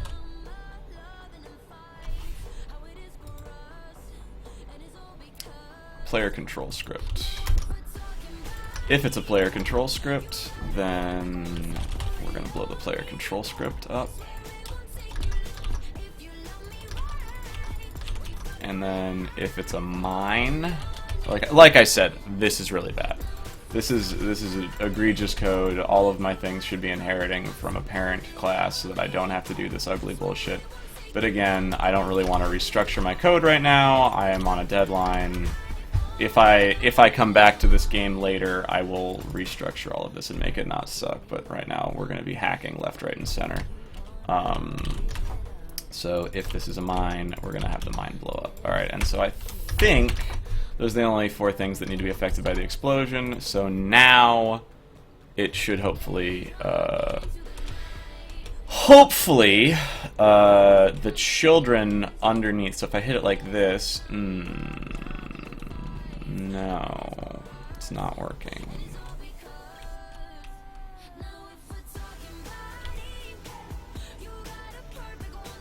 So now none of the asteroids are becoming destructed. Also the mines, so this is interesting because the mines are resetting in a way where they're not moving. I think that is interesting to me. So that's 2 bugs right there. So there's the mine issue where when they are started,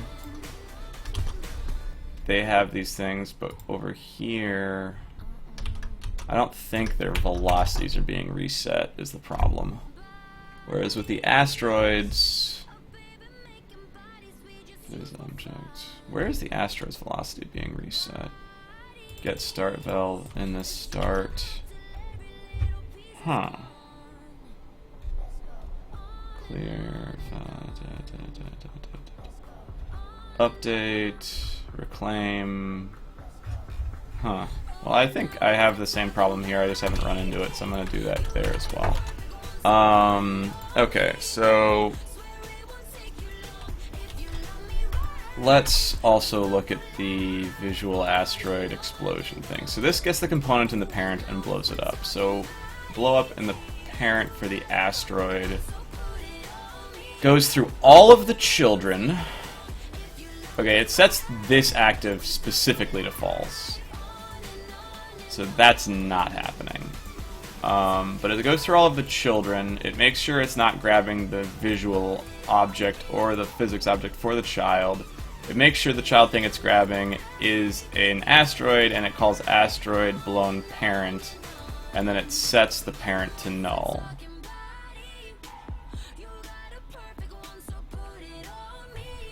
So blown parent. Okay, so let's do something else here. Let's get. Let's do this dot get component. Let's get the sprite component dot set, or how about color? Wait, hold on. I know the sprite has a thing that you can change for the image. Where, what is it called? Yeah, it's just fucking color. Oh, sprite render. Sprite render dot color equals new color. We're just gonna do black equals color black. Color dot black. All right, and then we're going to reset the color to white on the create as new. And then, so now, theoretically, oh, and then the, well, no. There is no sprite render attached to the asteroid clone game object, but the script is trying to access it. Get component in children.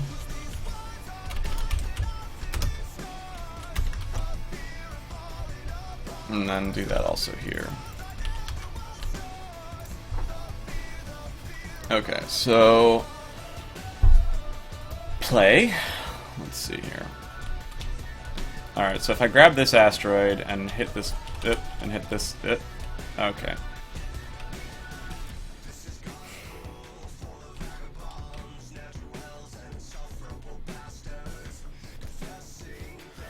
Okay, well, something is still not working correctly. Because all of these asteroids have been blown up. Okay. A couple of things. One, the mine needs to have blown set to false when creating as new. Blown equals false. That way the mines will keep blowing up. Two, oh, well, did I hit play? Okay. Two, the asteroids really need to fix their shit here. So, blown parents, the color should become black. So we go through all the children, and we try to set the parents to blown.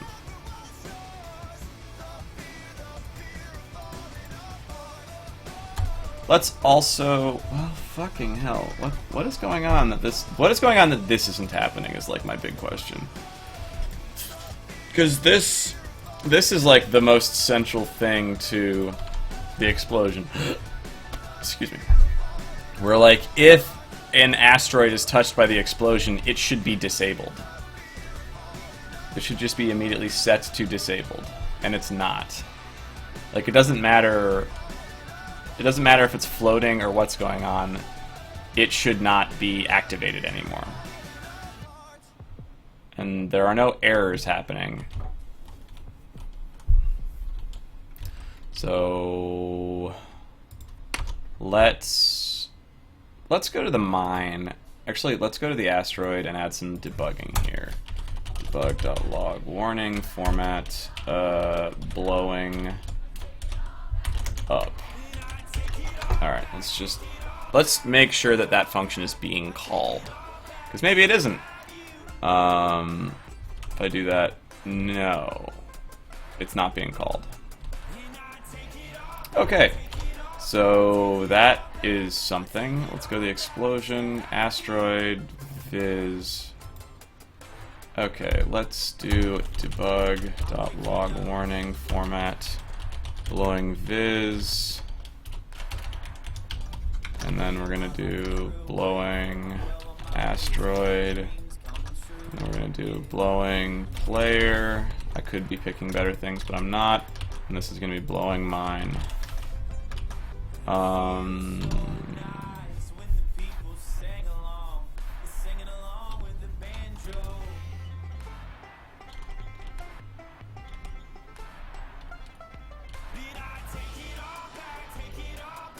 Okay, so it must be... colliding with something that isn't a visual asteroid or an asteroid. Is it colliding with a physics asteroid? That would annoy me. That would annoy me.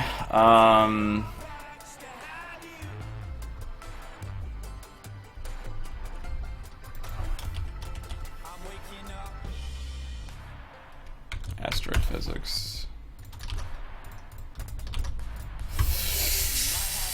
Ah, there we go.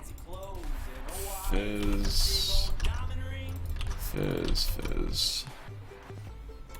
Blowing fizz.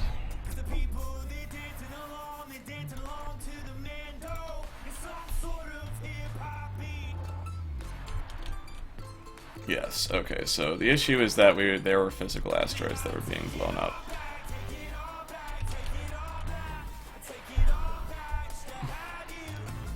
And then there's a lot of what the fuck going on. Whole lot of what the fuck going on.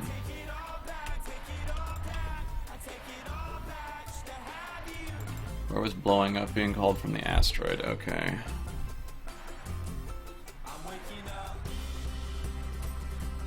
And then where was the what the fuck thing being called? So this is saying get component in parent asteroid, so this is saying that the parent is not an asteroid. Okay, so what the fuck is happening that the parents are not asteroids?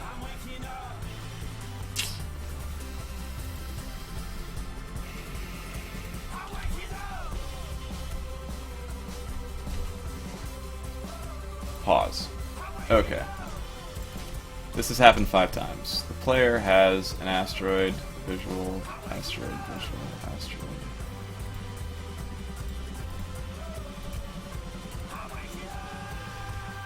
So there are only 3 things attached to the player right now. And it is... and each of them have physics objects that... so all of them have been physics explosions, and all of them have had parents that exist. So asteroid get component in parent asteroid should have returned true but didn't. Asteroid physics trigger collision.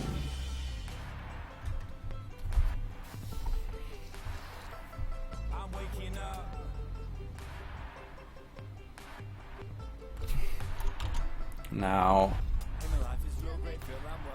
what I should do is make the mines and the asteroids be children of the spawner. So let's do that right the fuck away.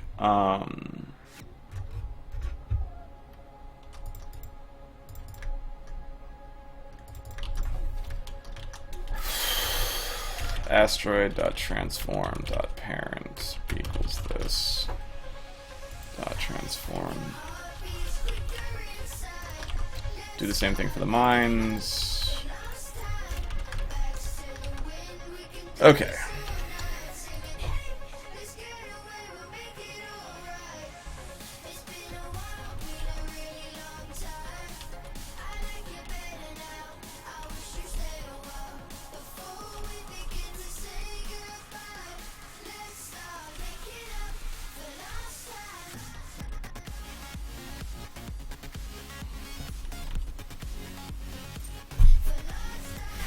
Something still isn't working right here. I don't understand it. So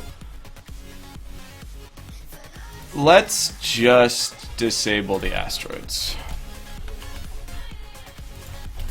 Let's not do anything with the children. Think of the children! So right now, the only thing that's going to happen when a mine blows up is it will disable the asteroids.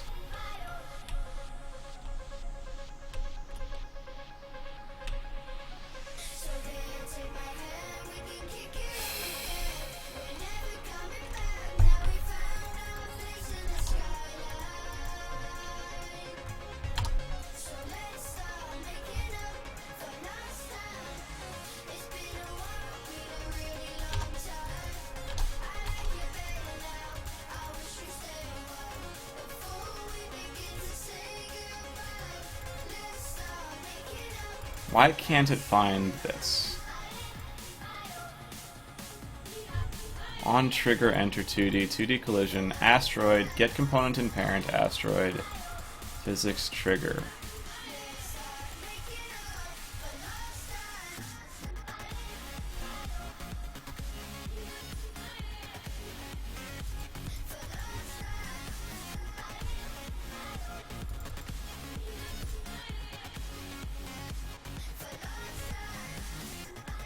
This is so weird.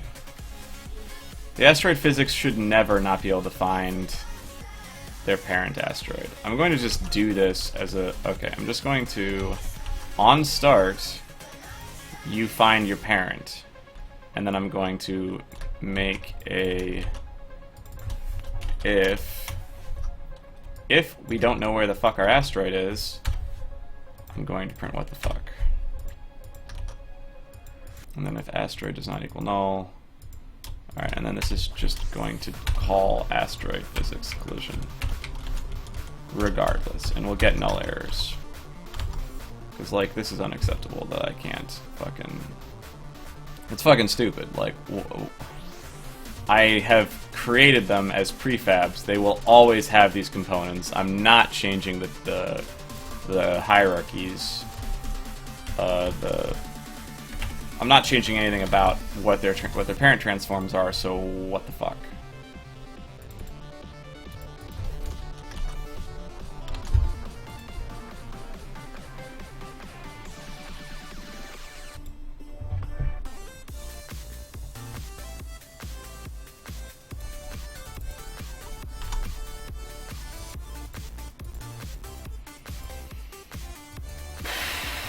Okay.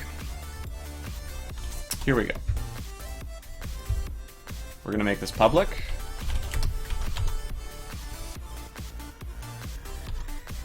We're going to not do this. And we're going to make the physical object know about the asteroid directly through the prefab. Apply.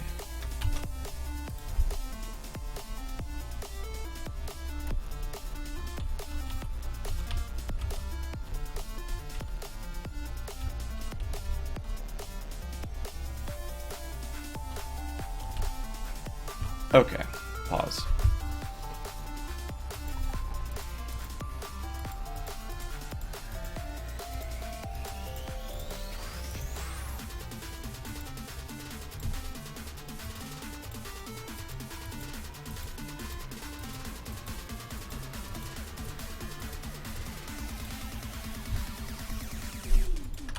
Okay. So this is calling blow up.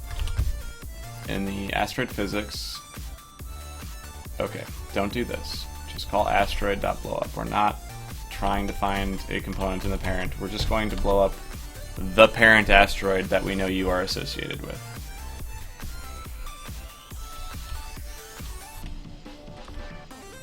Fucking hell, man.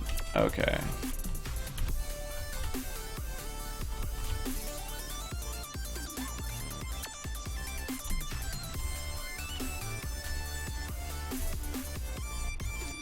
Okay, we're going to disable the asteroid spawner, and we're just going to create this mine in this asteroid. And we're going to have the mine be like here, and the asteroid be like there. What's the theme to Ludum Dare? The theme is... Okay, so this didn't do anything. Okay.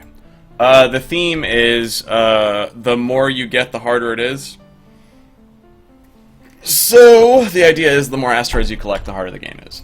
But, right now, the game is giving me shit, and I don't understand what the fuck is going on. Alright, so let me do this.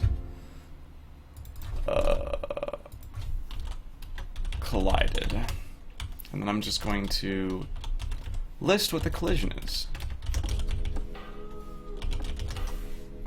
Just gonna do collision, and then I'm going to do collision.gameObject. Okay. Welcome, Schmellerock. Collided. Okay, so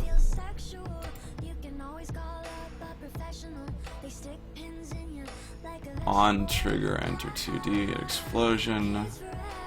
It doesn't tell me what the game object is. Oh, it's a visual object. So it is visual object.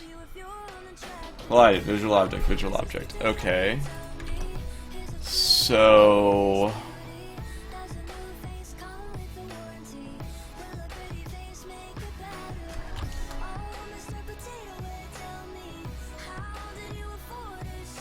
oh, I'm an idiot. I never added the fucking script to the prefab. That's why it wasn't working. It's like, why isn't it working? Because the code isn't running. Because you didn't add it to the prefab, you moron. Alright. What's up, Soxley? Howdy, howdy. Alright, now they're disappearing. Yeah, now we're fucking talking. Soxley, thank you for the follow, man. Always appreciate it. Follows are huge for me. Alright.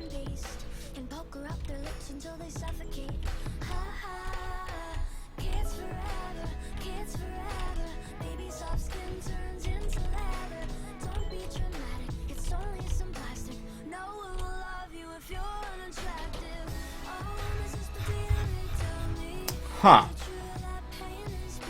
That's interesting.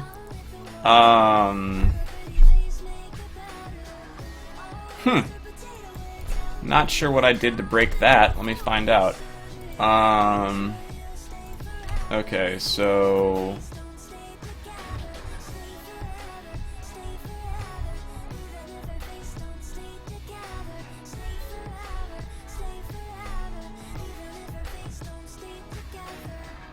if the transform, okay, and it's not attached. Oh, when it blows up, it needs to set itself to unattached. Blow up, so this attached equals false. There we go. Okay, and then I'm gonna try doing this again and see if it works.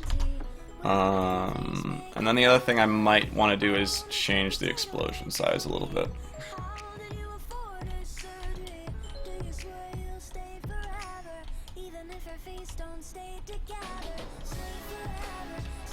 Getting a null reference exception, that's exciting. Object is not set to an instance of an object. Let's really quickly just investigate that. Component and parent asteroid. Great! Alright, so there's some sort of breakage happening there. We'll get to the bottom of it. All of the mines aren't getting reclaimed. No, this shit still isn't getting reclaimed. So nothing should ever exist back here is like a big issue, so let's just create asteroid parent, or asteroid, and then we're just going to call asteroid.blowup, and then the visual asteroid is going to just have a reference to its parent. This needs to be public. Okay. Come on. Come on, Unity. You can do it. There we go. Alright, we loaded. Apply this as the prefab. And then, why the fuck aren't the mines being reclaimed? Mine... Because there's no reclaim code in the update loop. That's why. So, in the update loop, we need this... Don't care about it being attached. Just reclaim it if it's past -20. Alright.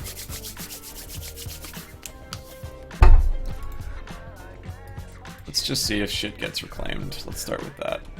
Alright, stuff's being reclaimed. Next. Ooh, that's not what I wanted. That's not what I wanted. Okay, well, it's kind of what I wanted, I guess. I guess it's what I would expect to happen given what I've done. So in the asteroid, if asteroid is not equal null, asteroid.blown parent child.set parent to null.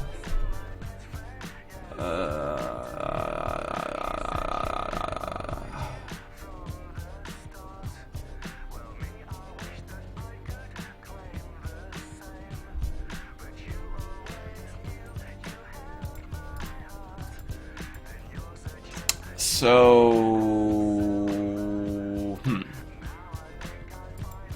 Let's just do debug. .log warning. Found asteroid. So what this is supposed to be doing is going through the tree for the hierarchy and finding anything that is an asteroid. It's kind of like Snood, if you want to think about it like that. It should be finding things that are asteroids and then, like, setting them free. If that makes any sense. Instead, it's just destroying all of them. And the asteroids aren't being reclaimed anymore. Why aren't the asteroids being reclaimed anymore?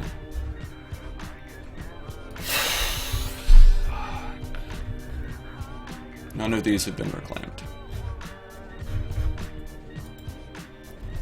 Tell me about yourself, son. Why aren't you being reclaimed?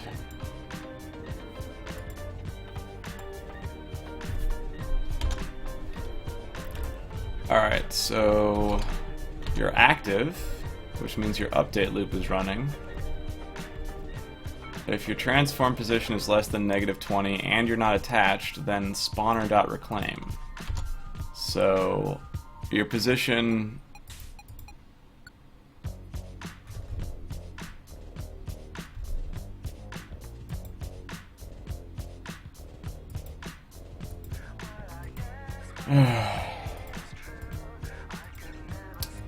Alright, so I need to check if the physics or the visualization, if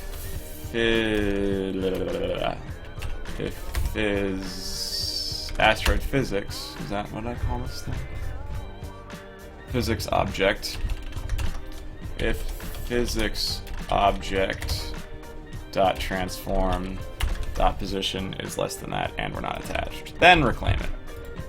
Alright, so let's see if this works.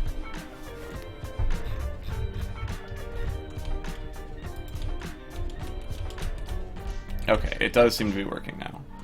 So the next question is, why is it killing all of the things? It's just murdering them. Murdering the shit out of them. Alright, well, let's start by making the boom smaller. Let's make the boom 0.5 smaller. And apply that. And let's also just take a moment to do a git commit here.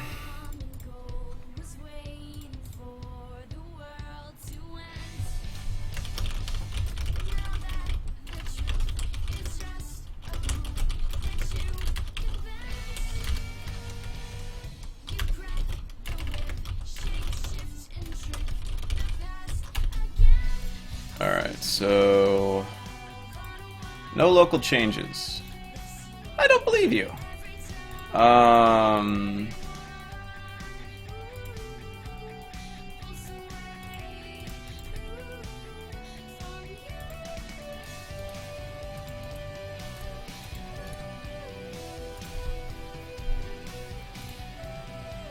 Oh.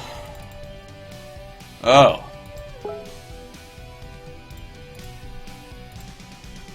Okay.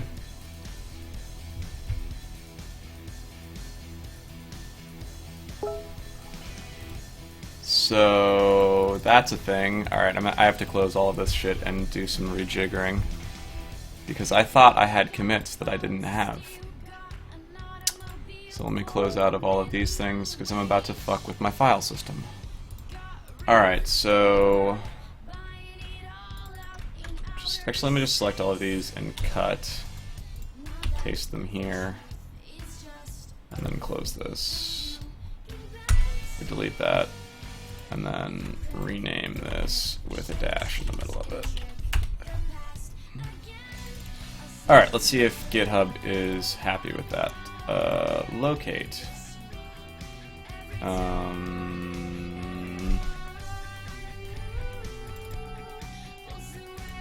By the way, it's a really bad idea to use Dropbox and GitHub simultaneously. I do it with extreme care. Okay. Hey! This is my initial commit.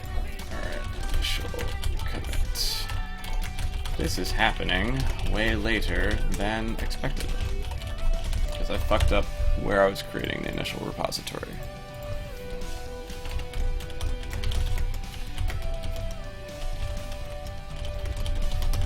Okay. So, commit, sync, and then open this back up in Unity. Nope, wrong one, wrong one, that's the wrong project, no! I will be here for ages! Every second counts. Alright, open project. Open Asteroid Crasher. Okay. I'm really racking my brain as to what is causing this problem. So, let's not disable the asteroids. Let's start with that. When the asteroids get blown up, we're not disabling any of them. We're not destroying any of them. We are purely going to try to deassociate them with the player. So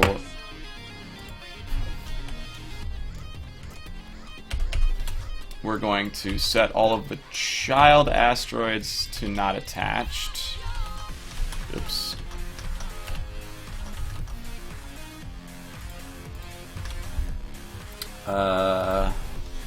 We're setting the parents to null. And we're calling blown parent.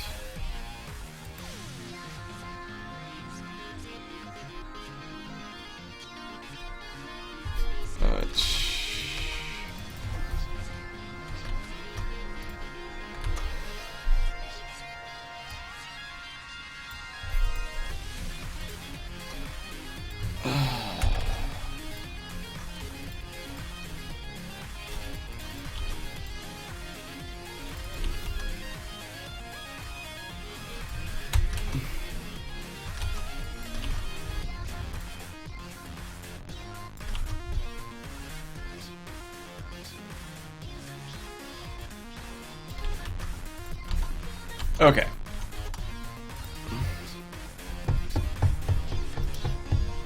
Let's see what this does.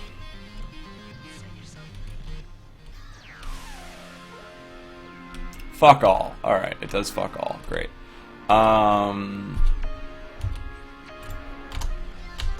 Okay, so did it call found asteroid? Let's just start working through here. It did not. It did not find an asteroid. Okay. Asteroid child, get component to asteroid, asteroid. Okay, so for all of the children, transform game object, asteroid, child component to asteroid, if asteroid does not equal null. Okay, so literally none of the children are asteroids. Okay, so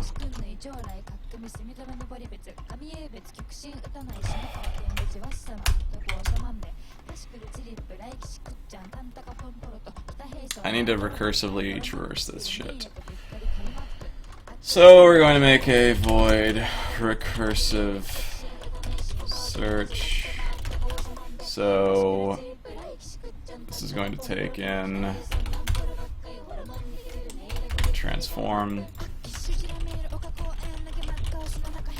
and then we're going to do if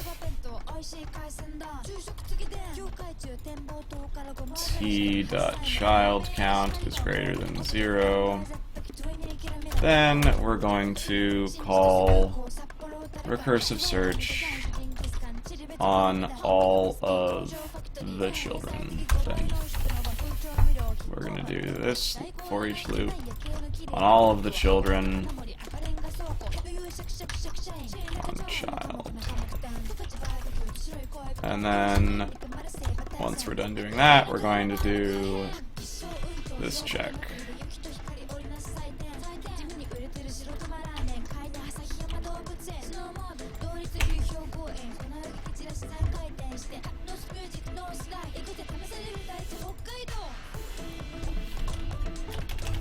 And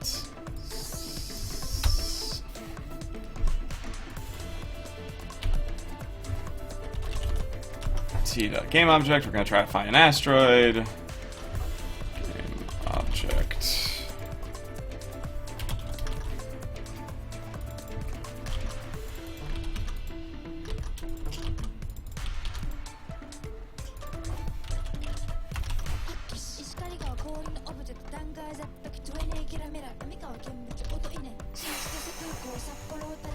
Okay.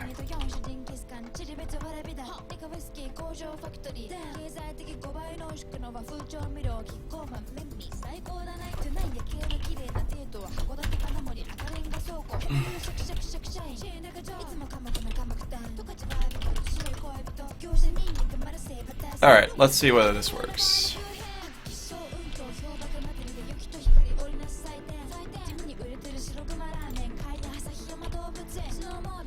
Okay, that's doing something.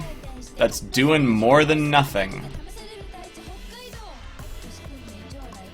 Okay, well it's giving me stack overflows. But aside from the stack overflows, it is actually finding asteroids and calling blown parent on them. I'm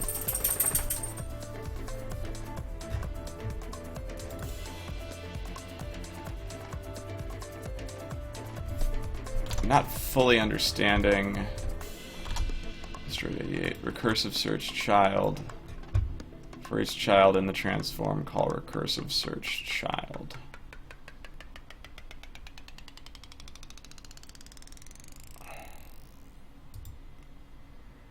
Okay, so I'm gonna need to have int level. Well, like I don't get how this could possibly become cyclical. So why is this causing stack overflows?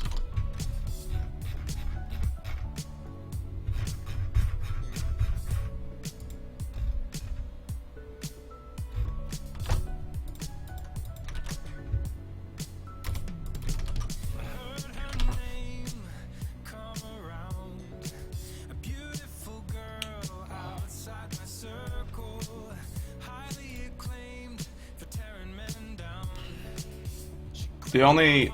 Okay, what if it needs to be greater than 1? The only thing I can come up with is if the parent transform is being included, if the base transform is in that list. Okay, so this is at least something. It's not ideal, but it's something. Alright, so basically what needs to happen next is in blown parent, this needs to be also applying a velocity.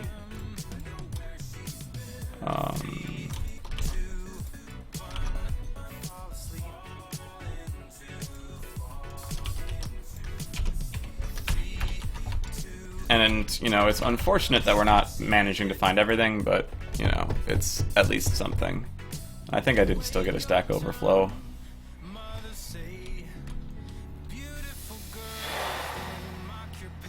Okay, so...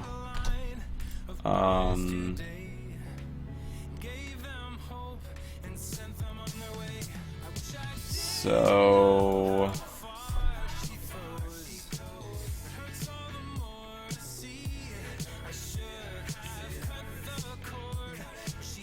Okay, I know what has to happen.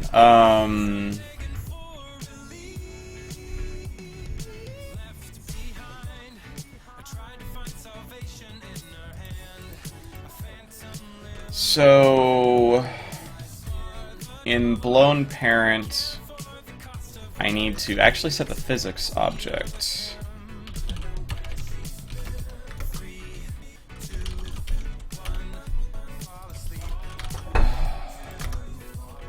I need to set the physics object color to black. I need to set the physics object position. This is the same thing that I was doing before. This. I need to basically do this, but reversed. So the physics object has to take over for the vision object, because it's going to slowly drift away. And so the physics object transform and rotation are going to do that. The physics object is going to set active true. The visual object is going to be set active false.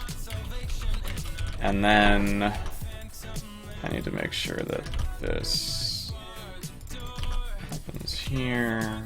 It doesn't matter. And then it should drift away.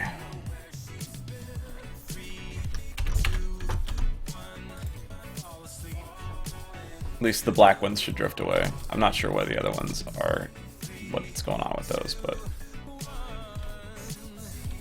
Okay.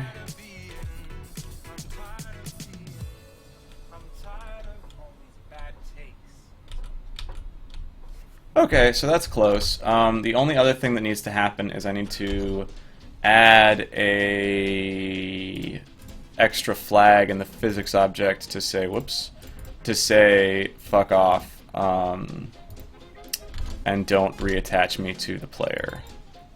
So I'm going to do public destroyed. This is going to be a bool. And this is going to be if not destroyed. Then we do this. Or I guess if destroyed, just return.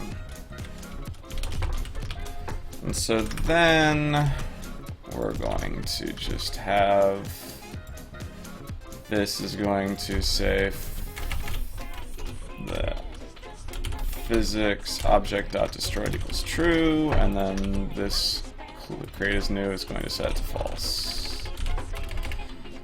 And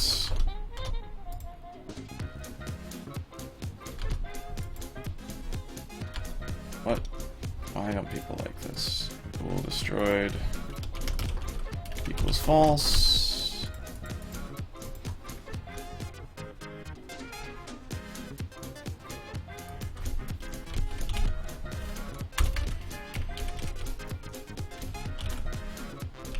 Asteroid physics not destroyed. Okay. Hey man, what's the matter? What you doing standing there shaking like that? Well, the boys are gonna tell you what to do. Listen. Okay. Let's take a look. So now, if we collect a bunch of these rocks, and then, hey, that's what I wanted it to have do. Now the problem right now, is twofold. One,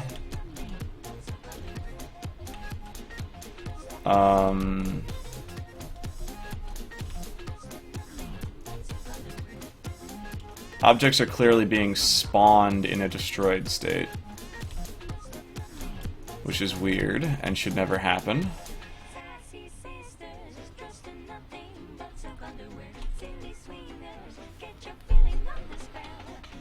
So what's up with that?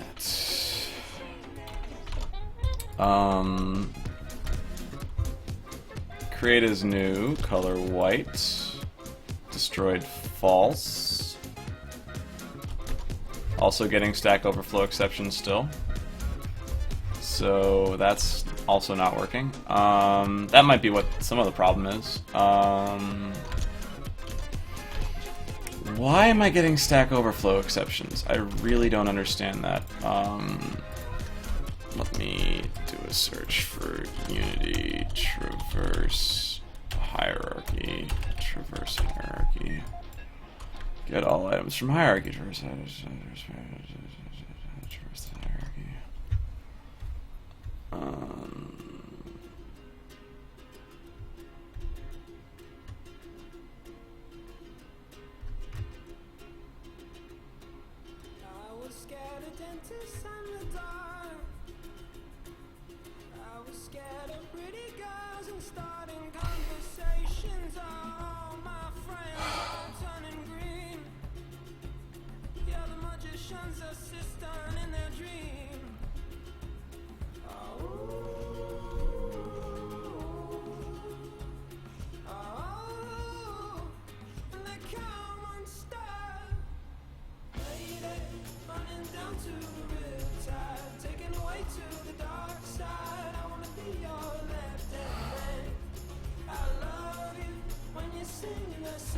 So this is what I'm doing. Literally, traverse child dot game object, and then it's like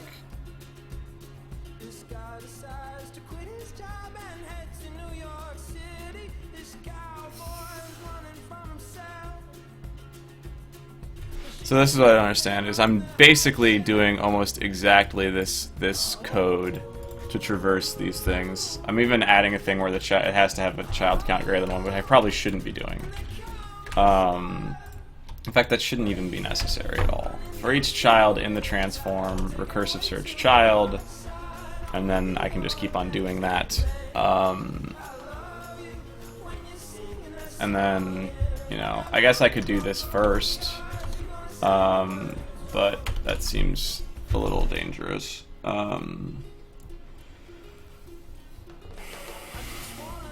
I guess it doesn't matter either side I do it on, but at the end of the day, like,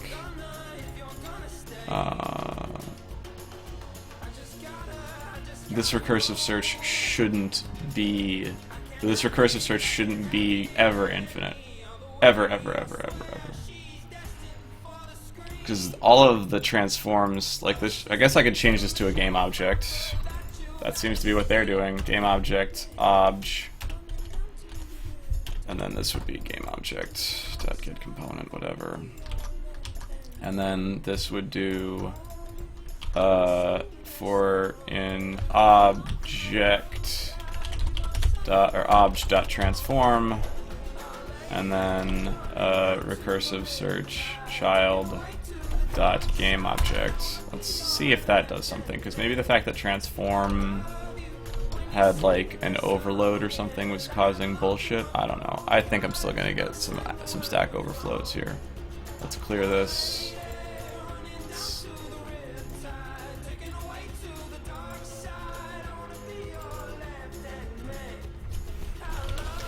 Recursive search this dot game object.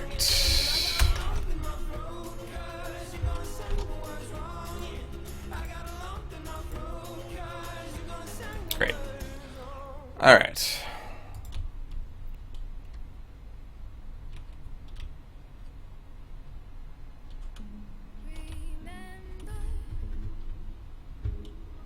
So that one, for whatever reason,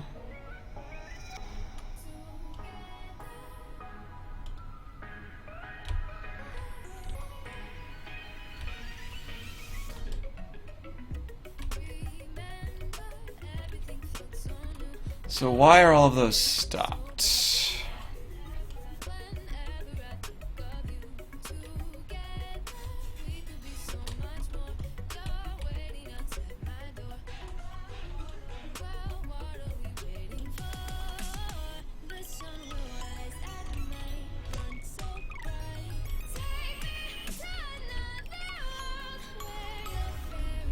Okay, well, still no exceptions, which is good. So there's some badness here, though, in that these objects aren't really sticking to each other anymore the way I would expect them to. So some of the objects are in the wrong layer. Asteroid physics.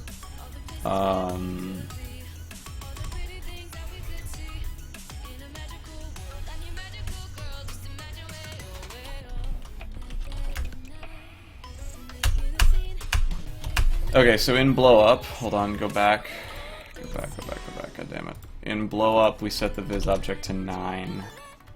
So in the clean, create as new, I need to make sure the viz object's layer is 8 again. That might have been some of it. Actually, I don't think that should have even been necessary anymore, because the viz object isn't even around when you're done blowing up, so let's just disable that altogether.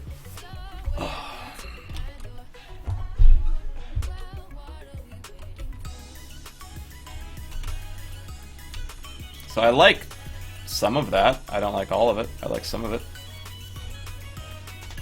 Poof.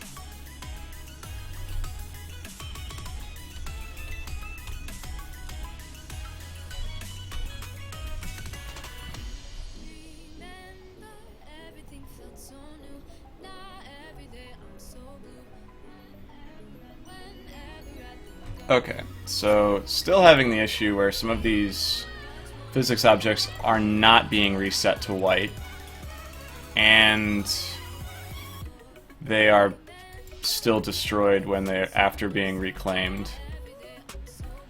So they're being reclaimed and not created as new. So in the asteroid spawner, why aren't you being reclaimed as new? Spawn, start recording asteroid spawn. Okay, spawn mine, spawn asteroid, create as new. Asteroid to spawn, get component to asteroid, create as new. Asteroid, create as new. Destroyed as false.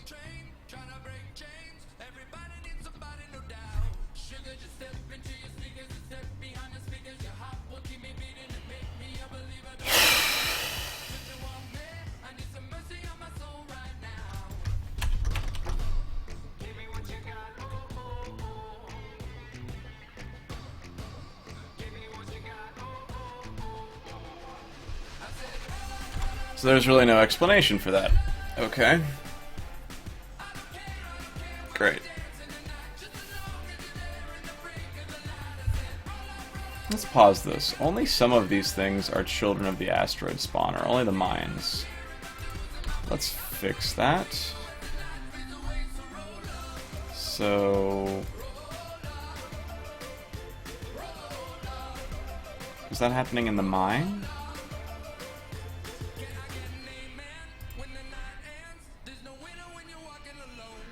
I guess it is.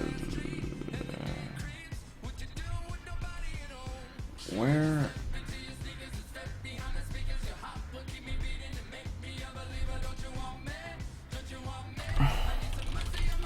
No.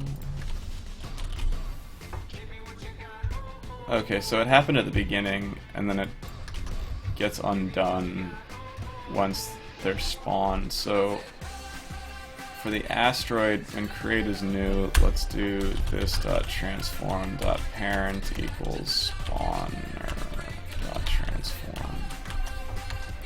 Just so that they're all packed into the damn spawner when they're being created. Okay. Let's pause.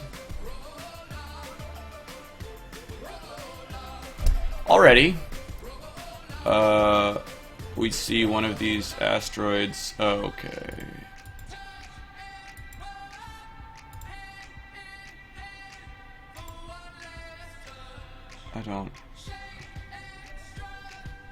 I don't understand. What happened that caused that? Pause. So these are asteroids with no parent.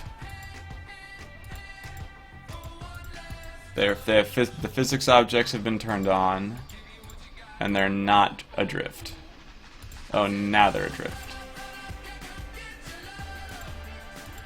And then...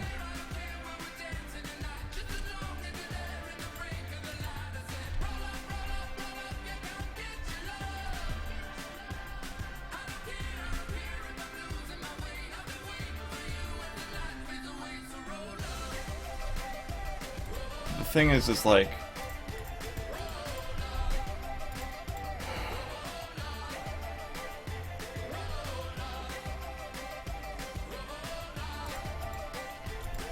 So I think when they're reclaimed, I needed to do this.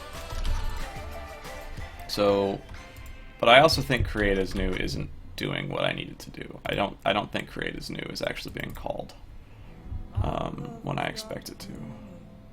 Let me significantly decrease this asteroid spawner. So we're going to have 5 asteroids, and the spawn rate is going to be 1 second each. And the max asteroids to spawn is 5.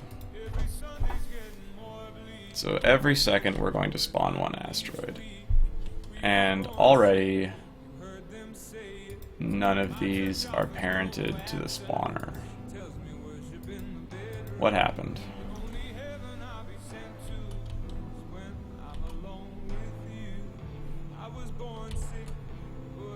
Okay.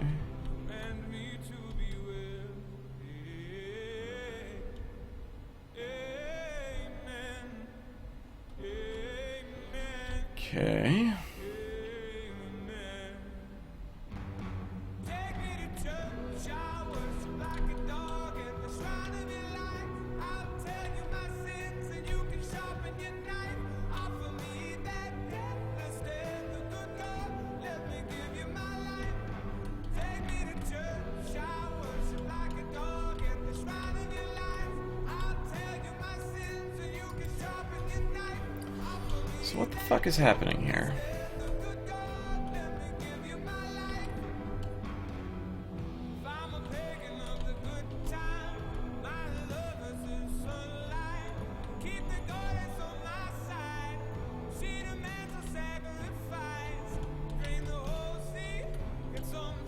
It's like that. This asteroid right here shouldn't be there anymore. And then when the explosion goes over it, then it gets kicked away. So, like, there's clearly some sort of physics interaction happening that I don't understand.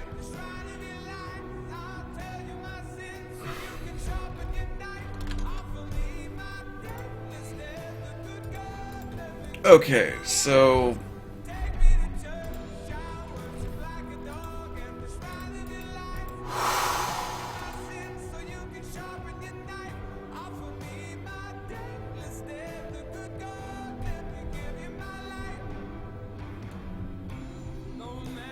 it seems like the asteroid references are getting fucked up, and I don't understand why that's happening.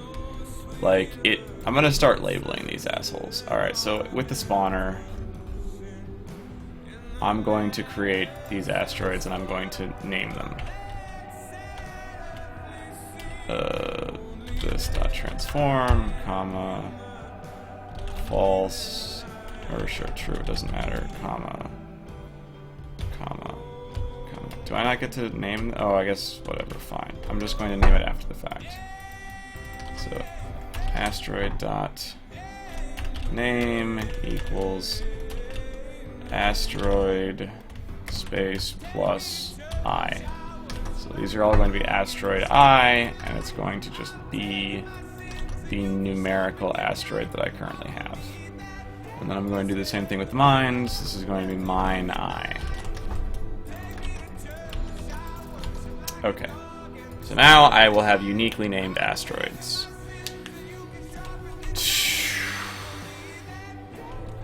Okay. Pause.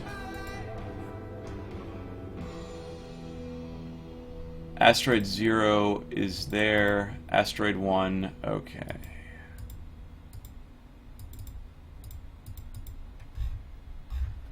Okay, asteroid 1, asteroid. So all of the asteroids actually still maintain their right side coordinate frames. This asteroid, alright, and then this is marked as destroyed, but does not have any velocity.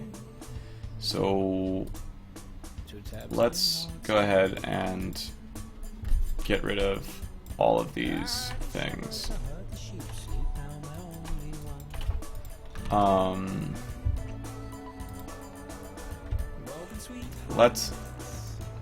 Let's only call this if it's not destroyed.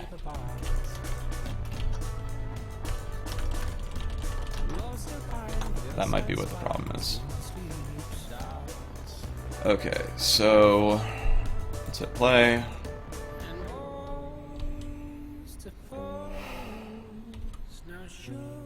Okay. Okay, pause. So asteroid 4 is destroyed and has no velocity. Let's resume. Okay. Okay. Okay. Okay. Let's see if we can get this to hit it. Okay, that's interesting. So the explosion is such that it doesn't necessarily hit the asteroids, which is not good.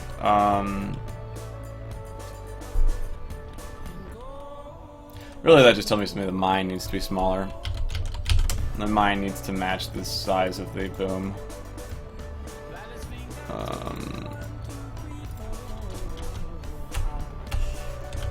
And then the other thing is that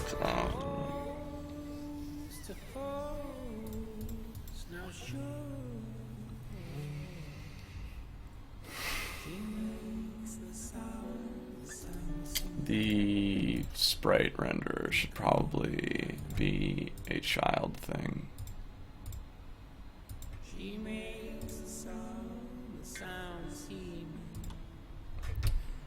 so that we can turn that off.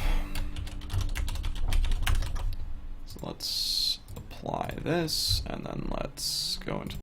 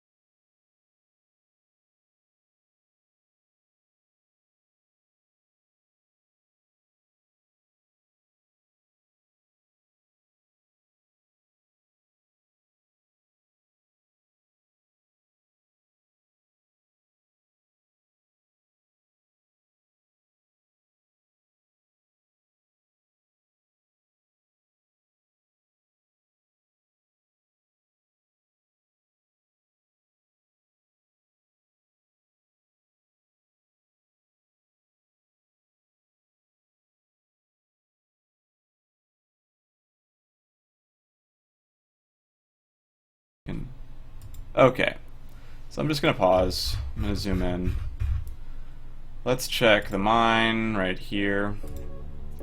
Let's check the asteroid. Okay, so yeah, no, the issue is that the explosion is slightly smaller than the other collision. So,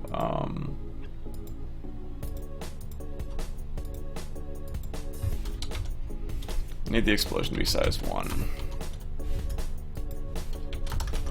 Multiplayer asteroids, multiple asteroids inside another asteroid.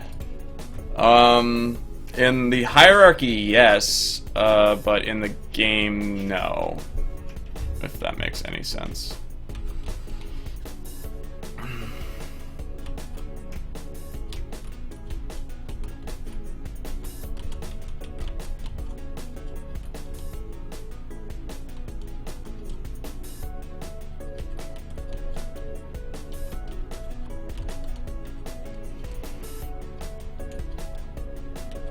Okay, so I do think that there is a problem where the mines are not being drawn on top. So let's make the mines always be front and center along with the explosions. Like, the mines and the explosions need to always appear on top. Because I think that that might actually be the source of some of my, quote, bugs, is I just, yeah, like, I can't see if there's a mine behind an asteroid because of the way that everything's being laid out. And so if there is a mine behind an asteroid, I just don't know.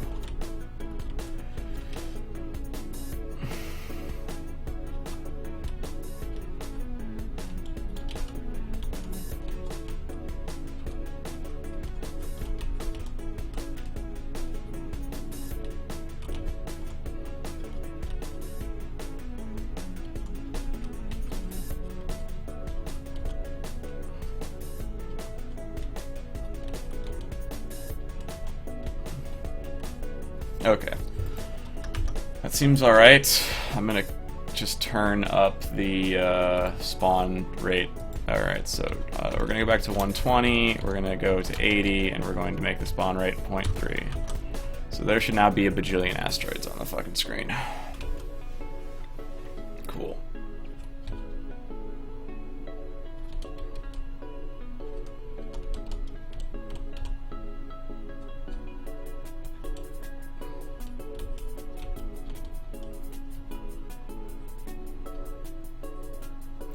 That was not good.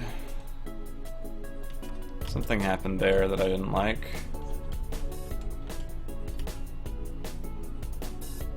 And something is happening there that I don't like either. So asteroids are spawning in a disabled state still.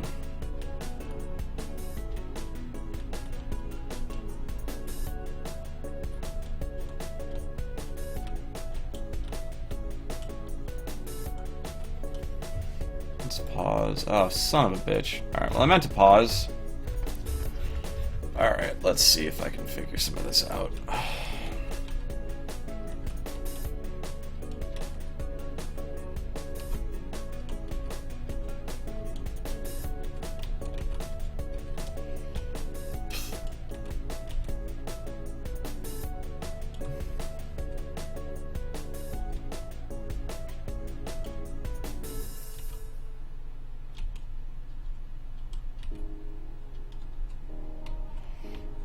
Hey, what's up, Julio?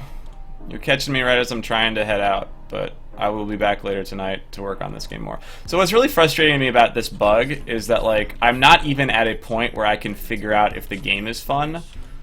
I'm just like, I am instead at this point where it's like, fuck it, you know? I definitely know that the angular velocity is way too fast, but, like, you know, there's just this weird shit going on the screen where I'm like, I don't know what's going on with that.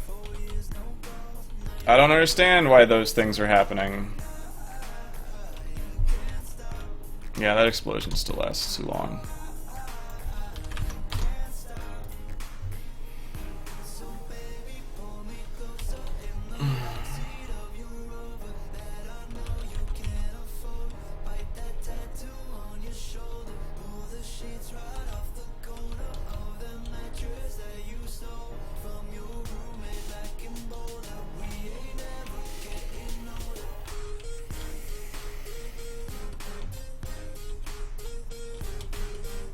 Because, like, I'm not even at a point where I can, like, balance whether or not the ship moving in a different way when the game is doing weird stuff can be futzed with. Yeah.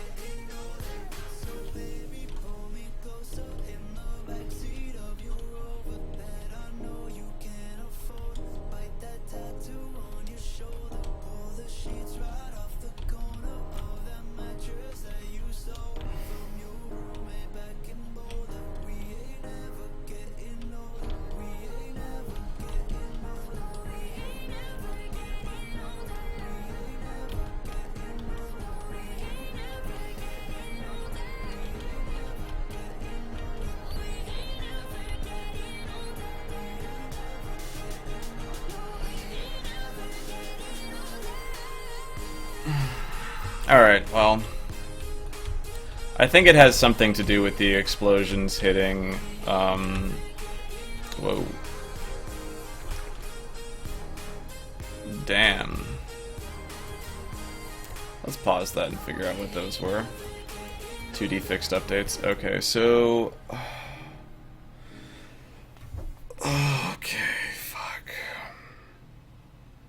Alright, I have to fix that. The point of the game is to collect these asteroids. So I haven't really figured out everything with it, but basically you're gonna need to fit through these gates. And I think I'm gonna try to add different colored asteroids, give you different minerals, and make it into like a mining thing. But like right now I need to get like the core engine in a functional state before I can really play around with the bells and whistles of how the game works. But basically you're going through an asteroid field. When the asteroids touch your ship gets bigger. You're trying to fit through these tiny gates where if you have asteroids touch either side of the gate, you lose and blow up. And I'm going to probably try to make it so that like you want to have as many of a certain color asteroid while passing through the next gate to you know, complete the objective. So that will probably be the game in a nutshell. But in the meantime, I really gotta go. I'm gonna be late, and my wife's not gonna be happy. Added, or I don't know. Working on asteroid explosion bug. Asteroids are still being spawned in disabled state. Alright guys, thanks so much for hanging out. I'm gonna be back in about 3 hours, probably give or take. I'm hopefully 2 hours, but more realistically 3. And then I'll probably be streaming all night, so look forward to you guys when I'm back.